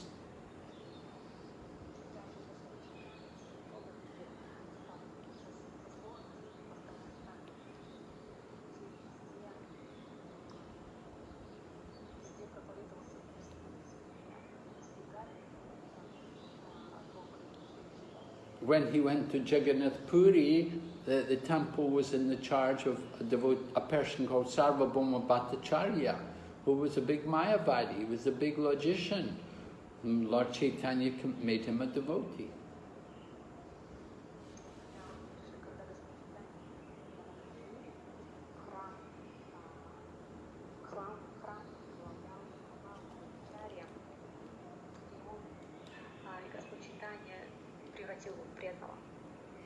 So we can see how widespread, how easy, how big the impersonal philosophy is, how it's spread everywhere. And so many people are infected by this contamination of the impersonal philosophy. We have to preach Lord Chaitanya's mission. Видим, насколько широко распространена философия персонализма, и поэтому мы должны проповедовать, нести миссию Господа Чайтаньи. And we saw also when Prabhupada began his preaching in America, he was preaching and he had some devotees, and Prabhupada was talking about surrender to Krishna, and one of the devotees stood up and began to preach impersonalism. И когда в Америке Прабхупада проповедовал, что все должны принять сознание Кришны, и один из его учеников встал и начал проповедовать персонализм. So Prabhupada got so angry, he got so upset, you know, that he'd come all the way there to America to preach this personal philosophy, and this American so-called devotee gets up and starts to preach impersonalism. Prabhupada had to smash him and correct him and tell him this is all bogus nonsense. И Прабхупада был очень так гневан, разочарован в том, что он приехал сюда на Запад проповедовать философию личностную, а тут его так называемый ученик начал проповедовать имперсонализм, и он сказал, это полная ерунда. So therefore Rupa Goswami is arguing and presenting so much evidence to support the personal philosophy, to defeat this impersonalism. И таким образом Шрила Рупа Госвами приводит очень много цитат, доказательства философии персонализма, дабы разбить философию персональную. It is said Lord Chaitanya took some elements from each of the different four sampradayas. Говорится, что Господь Чайтанья взял различные элементы из всех четырех сампрадай. So one of the things which he took from the Madhva Sampradaya was the complete defeat of the impersonal philosophy. И то, что он взял из Мадхава Сампрадаи, это полное неспровержение философии персонализма. The impersonal concepts are sometimes very deeply hidden in our heart, and we're not even aware of it. И философия персонализма на самом деле очень глубоко сидит в наших сердцах, и даже не можем, не знаем об этом. So we have to hear these different references. It has to be made apparent to us how liberation is not the goal, that there's something much more higher than liberation. There's much greater pleasure than liberation. И поэтому мы должны слушать об этих вещах, которые дают нам понимание, что освобождение цели является и есть гораздо более высокие цели, нежели освобождение. Yes. All right. Is there another question? Есть ли еще вопросы? Yes, there is a question from chat. Если природа души служить и вкус душа получает только служение, то какое счастье, каким вкусом, наверное, каким счастьем, каким вкусом движим персоналист.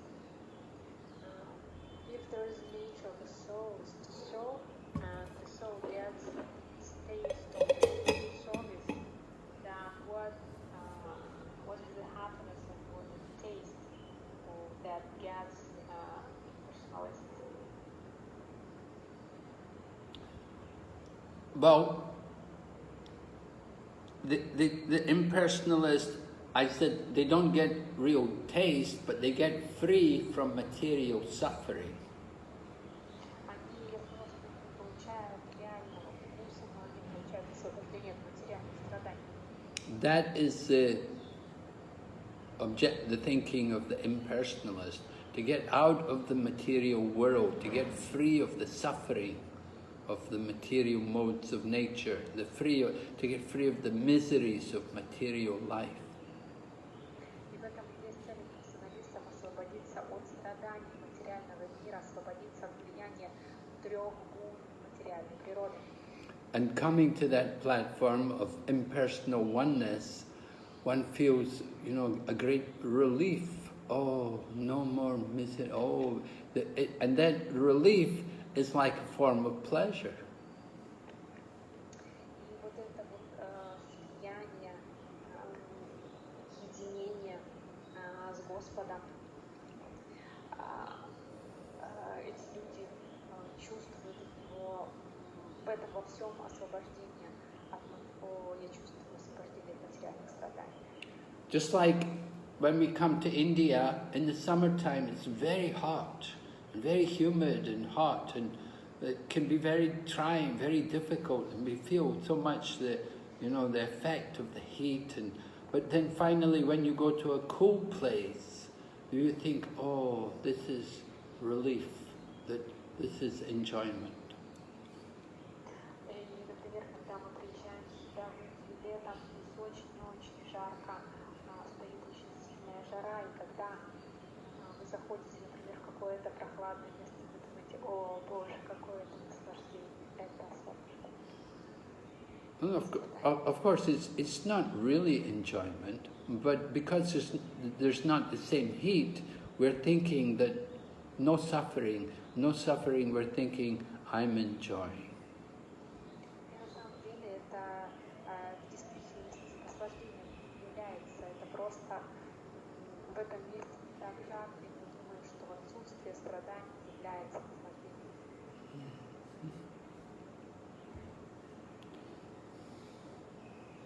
So this is the taste. That's what the impersonalists are, what gives them the impetus for their search for relief.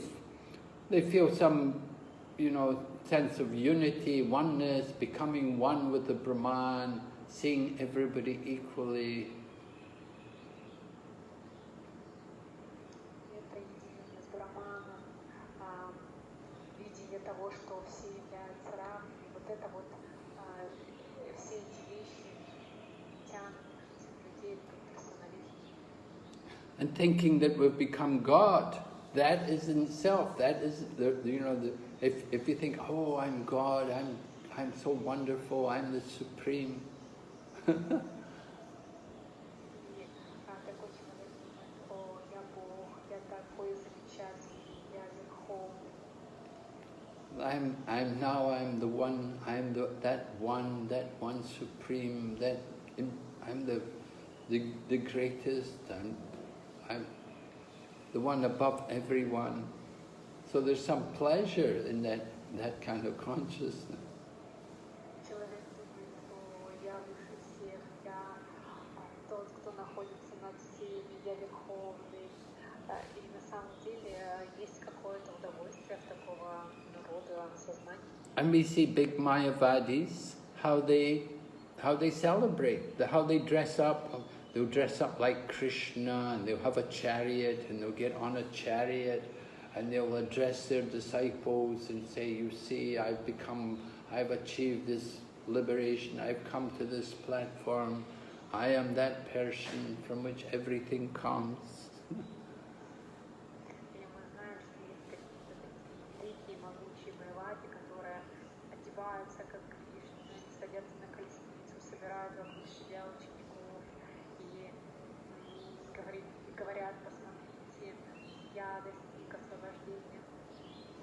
And in this way, everybody's worshipping them, and they feel pleasure.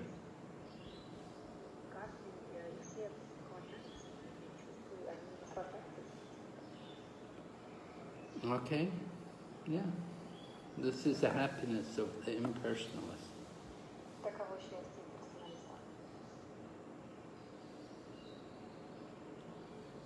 Any other question there?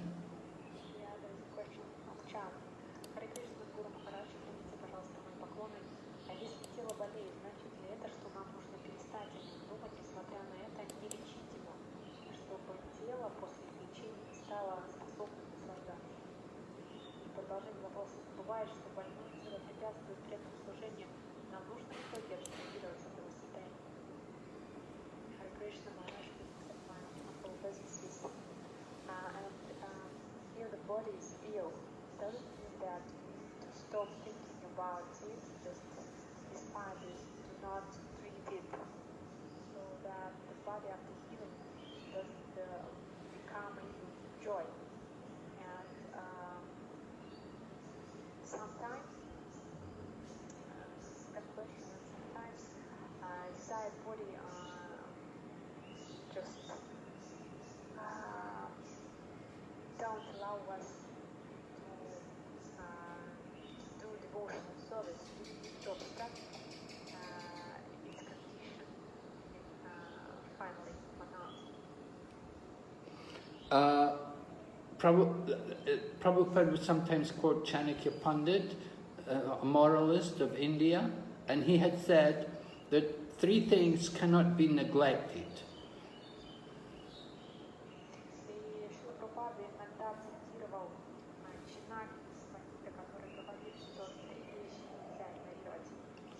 He said, first of all, fire. If there's some fire, you have to pay attention, because fire can spread and it can burn everything. So you have to immediately take care of a fire.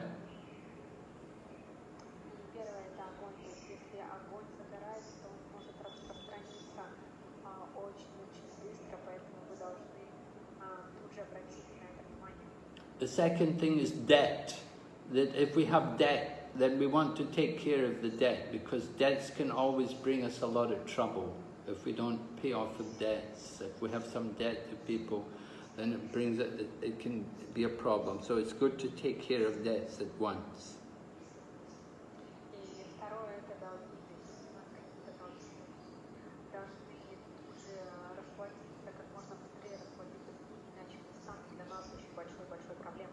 And the other thing is disease. That if we have a disease and we don't treat it, then that disease can spread, and it can just take away all of our strength and all of our ability, and we can die.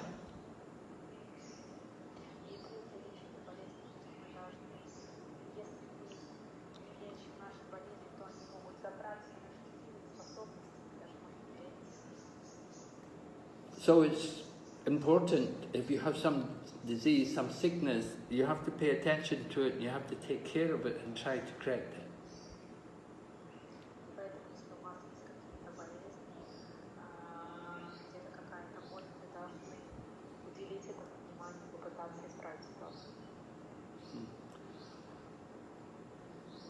And we have to be very determined to try to continue some form of devotional service, even in our sick condition.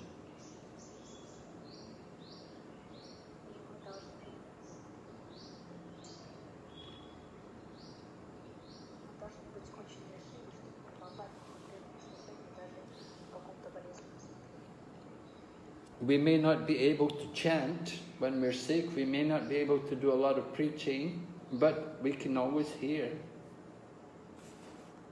Возможно, у нас, когда мы болеем, мы можем, мы не способны и повторять, и проповедовать, и проповедовать, но, по крайней мере, мы можем слушать. And sometimes also, of course, when we're sick, we may need more rest, so you have to recognize the need of the body, what's required. That sometimes taking more rest will help us to overcome the sickness.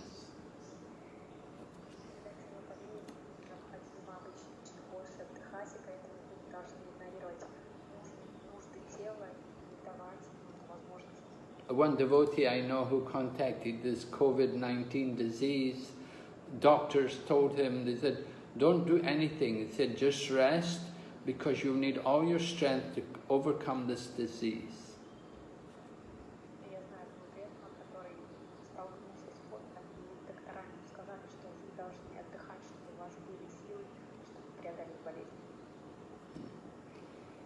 Okay, does that help?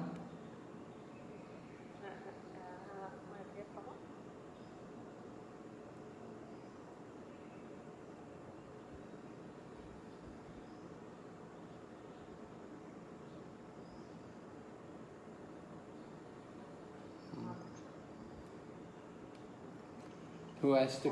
Yes, thank you, Guru Maharaj. Thank you very much. Who is that? Who's asking the question? This is Mataji Lena from Mm-hmm. Are you sick? Elena? Are you sick? Yes, yes, What's your problem? Ну, это личный вопрос. It's very personal. Oh. Okay. All right. Any other question? Есть ли еще вопросы?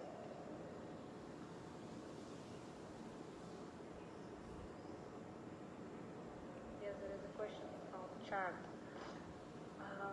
Современные так называемые духовные учения, лекции, ставящие целью гармонию с окружающим миром, внутреннее удовлетворение, позитивное мышление, слияние с энергией, никак не говорящие о Боге как о личности, о преданном служении, являются ли они персональными личностями? Today there are a lot of lectures which are just so-called spiritual teachings. Lecture about harmony with the world, satisfaction, positive thinking, merging with the energies, but they don't talk about God as a person. Devotional service are all these lectures personal? I don't know. They may be personal, they may not. I don't know who's speaking. I don't know the content of all their point, how they're speaking about it. She said that in these lectures didn't talk about God as a person, or didn't talk about devotional service. Yes. Well, Are they lectures, personal lectures? I guess. well, they may not be impersonal lectures, and they may not be personal. You know, I don't know. They may just simply be speaking about the topic of their subject, and it may not be personal. It may not be. Doesn't have to be impersonal. It could just simply be they're presenting the topic in a manner to try to cultivate people's interest in the particular aspect of behavior. Но эти лекции могут быть не персональны, не имперсональны, потому что лектор может просто раскрывать какой-то предмет, который задан в лекции, и преследует ту задачу, которая просто раскрыть людям какие-то знания, и все. Generally, we do like to hear quotations from the scriptures, and we like to hear the name Krishna Srila Bhaktisiddhanta Saraswati, when he was given articles, he would simply look how many times the name Krishna was said, and if the name Krishna was there, then he would say, print it.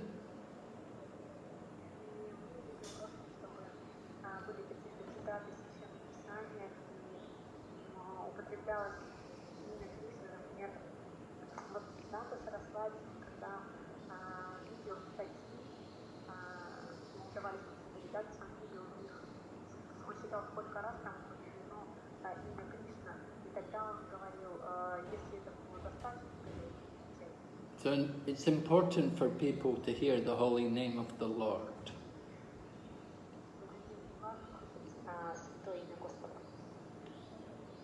But I don't want to condemn people that, oh, they're Mayavadi, oh, they're impersonalist. I don't know.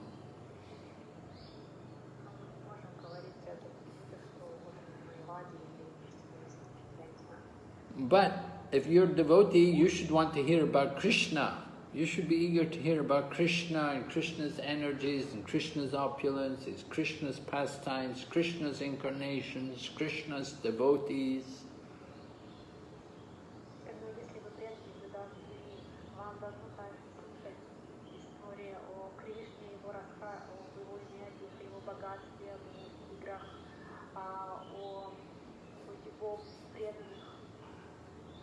Yeah, many things. There's so much to talk about Krishna. Why they have to talk other things, I don't know.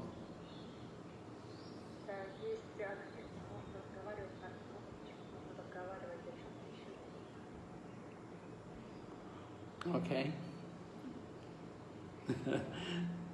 Thank you for that point. Interesting point.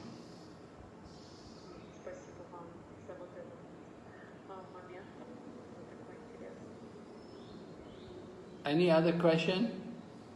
Yeah, there's one question from chat. So, what will be the science of impersonalism? What will be the science? The science. Science, just how to recognize it. Oh, the science of impersonalism. Well, the science of impersonalism is that people talk about about liberation. They give importance to this aspect of becoming one and giving up all identification with the world. They don't speak about Krishna and they don't talk about the eternal nature of devotional service, but they just speak about the oneness and the glory of impersonal, of merging.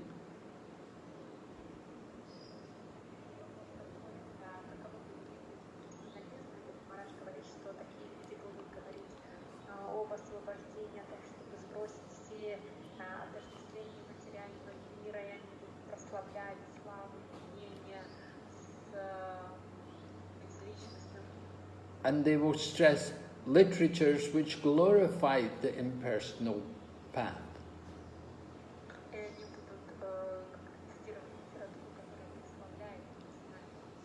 Just like Advaita Acharya, when he wanted to make Lord Chaitanya angry, he began to preach from the book called the Yoga Vasishta, which talks about impersonalism.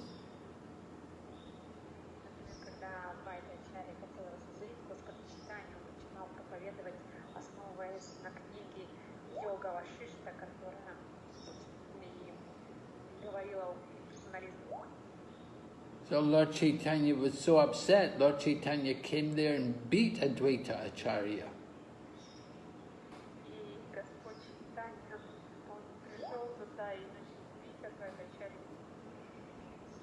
He was so angry, he threw him on the ground and he began to beat him. And his Advaita Acharya's wife came running and said, "No, no, you'll kill my husband."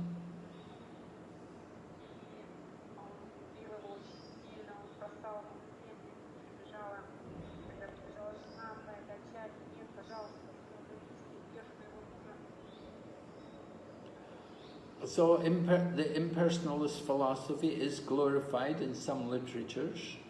So it's openly impersonalism.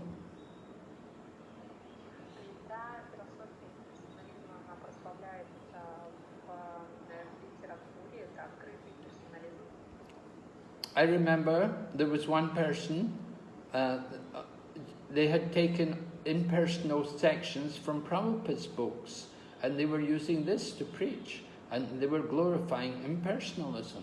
And it was all based on Prabhupada's books. They just selected certain quotes out of Prabhupada's books where they talk about liberation and the glory of the oneness of Brahman.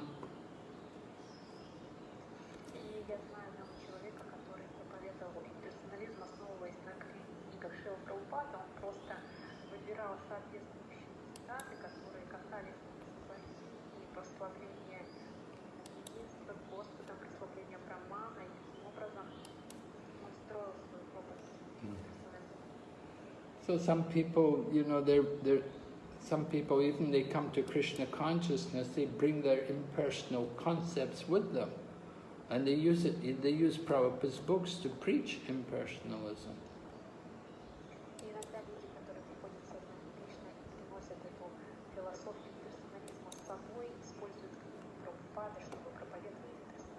So the sign of the impersonal philosophy is they're stressing the impersonal Brahman, the oneness, this desire to become one with the Supreme.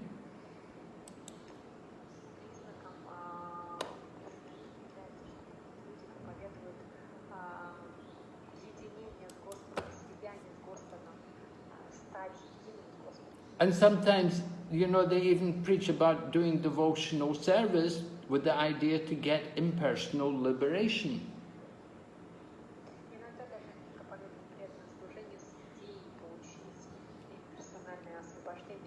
So they think that the devotional service is just a means to getting the liberation to come to the oneness with the Lord.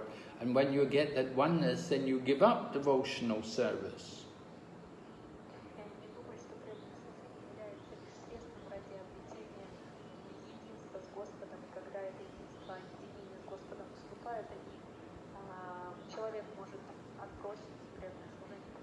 So it's very difficult to recognize who's an impersonalist and who's a devotee.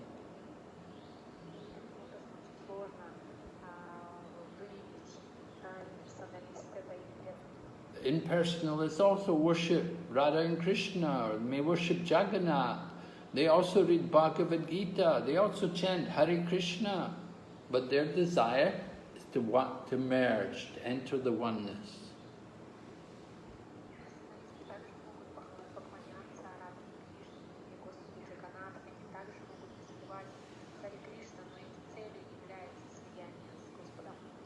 Therefore, our Krishna consciousness movement is training us to recognize where is the impersonalism and where is the personalism.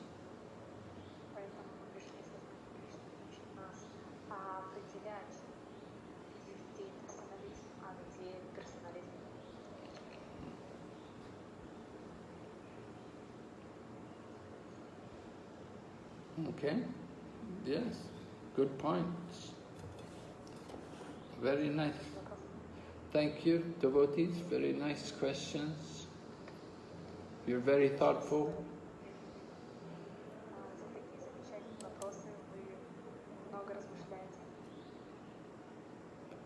Okay. Is there any other question there?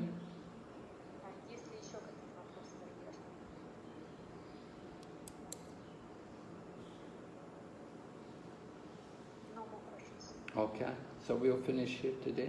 Thank all of the devotees for very, very nice, intelligent questions, and thank you for tolerating me and giving me the opportunity to speak on Krishna consciousness.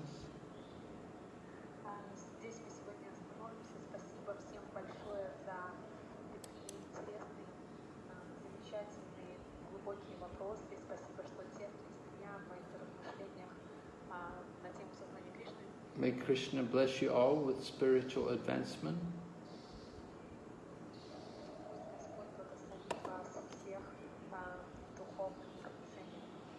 Okay, Srila Prabhupada ki jai. Gaur Bhakta Vrinda ki jai. Okay. Hare Krishna. Thank you, Tadyayana. Thank you, Hare Krishna.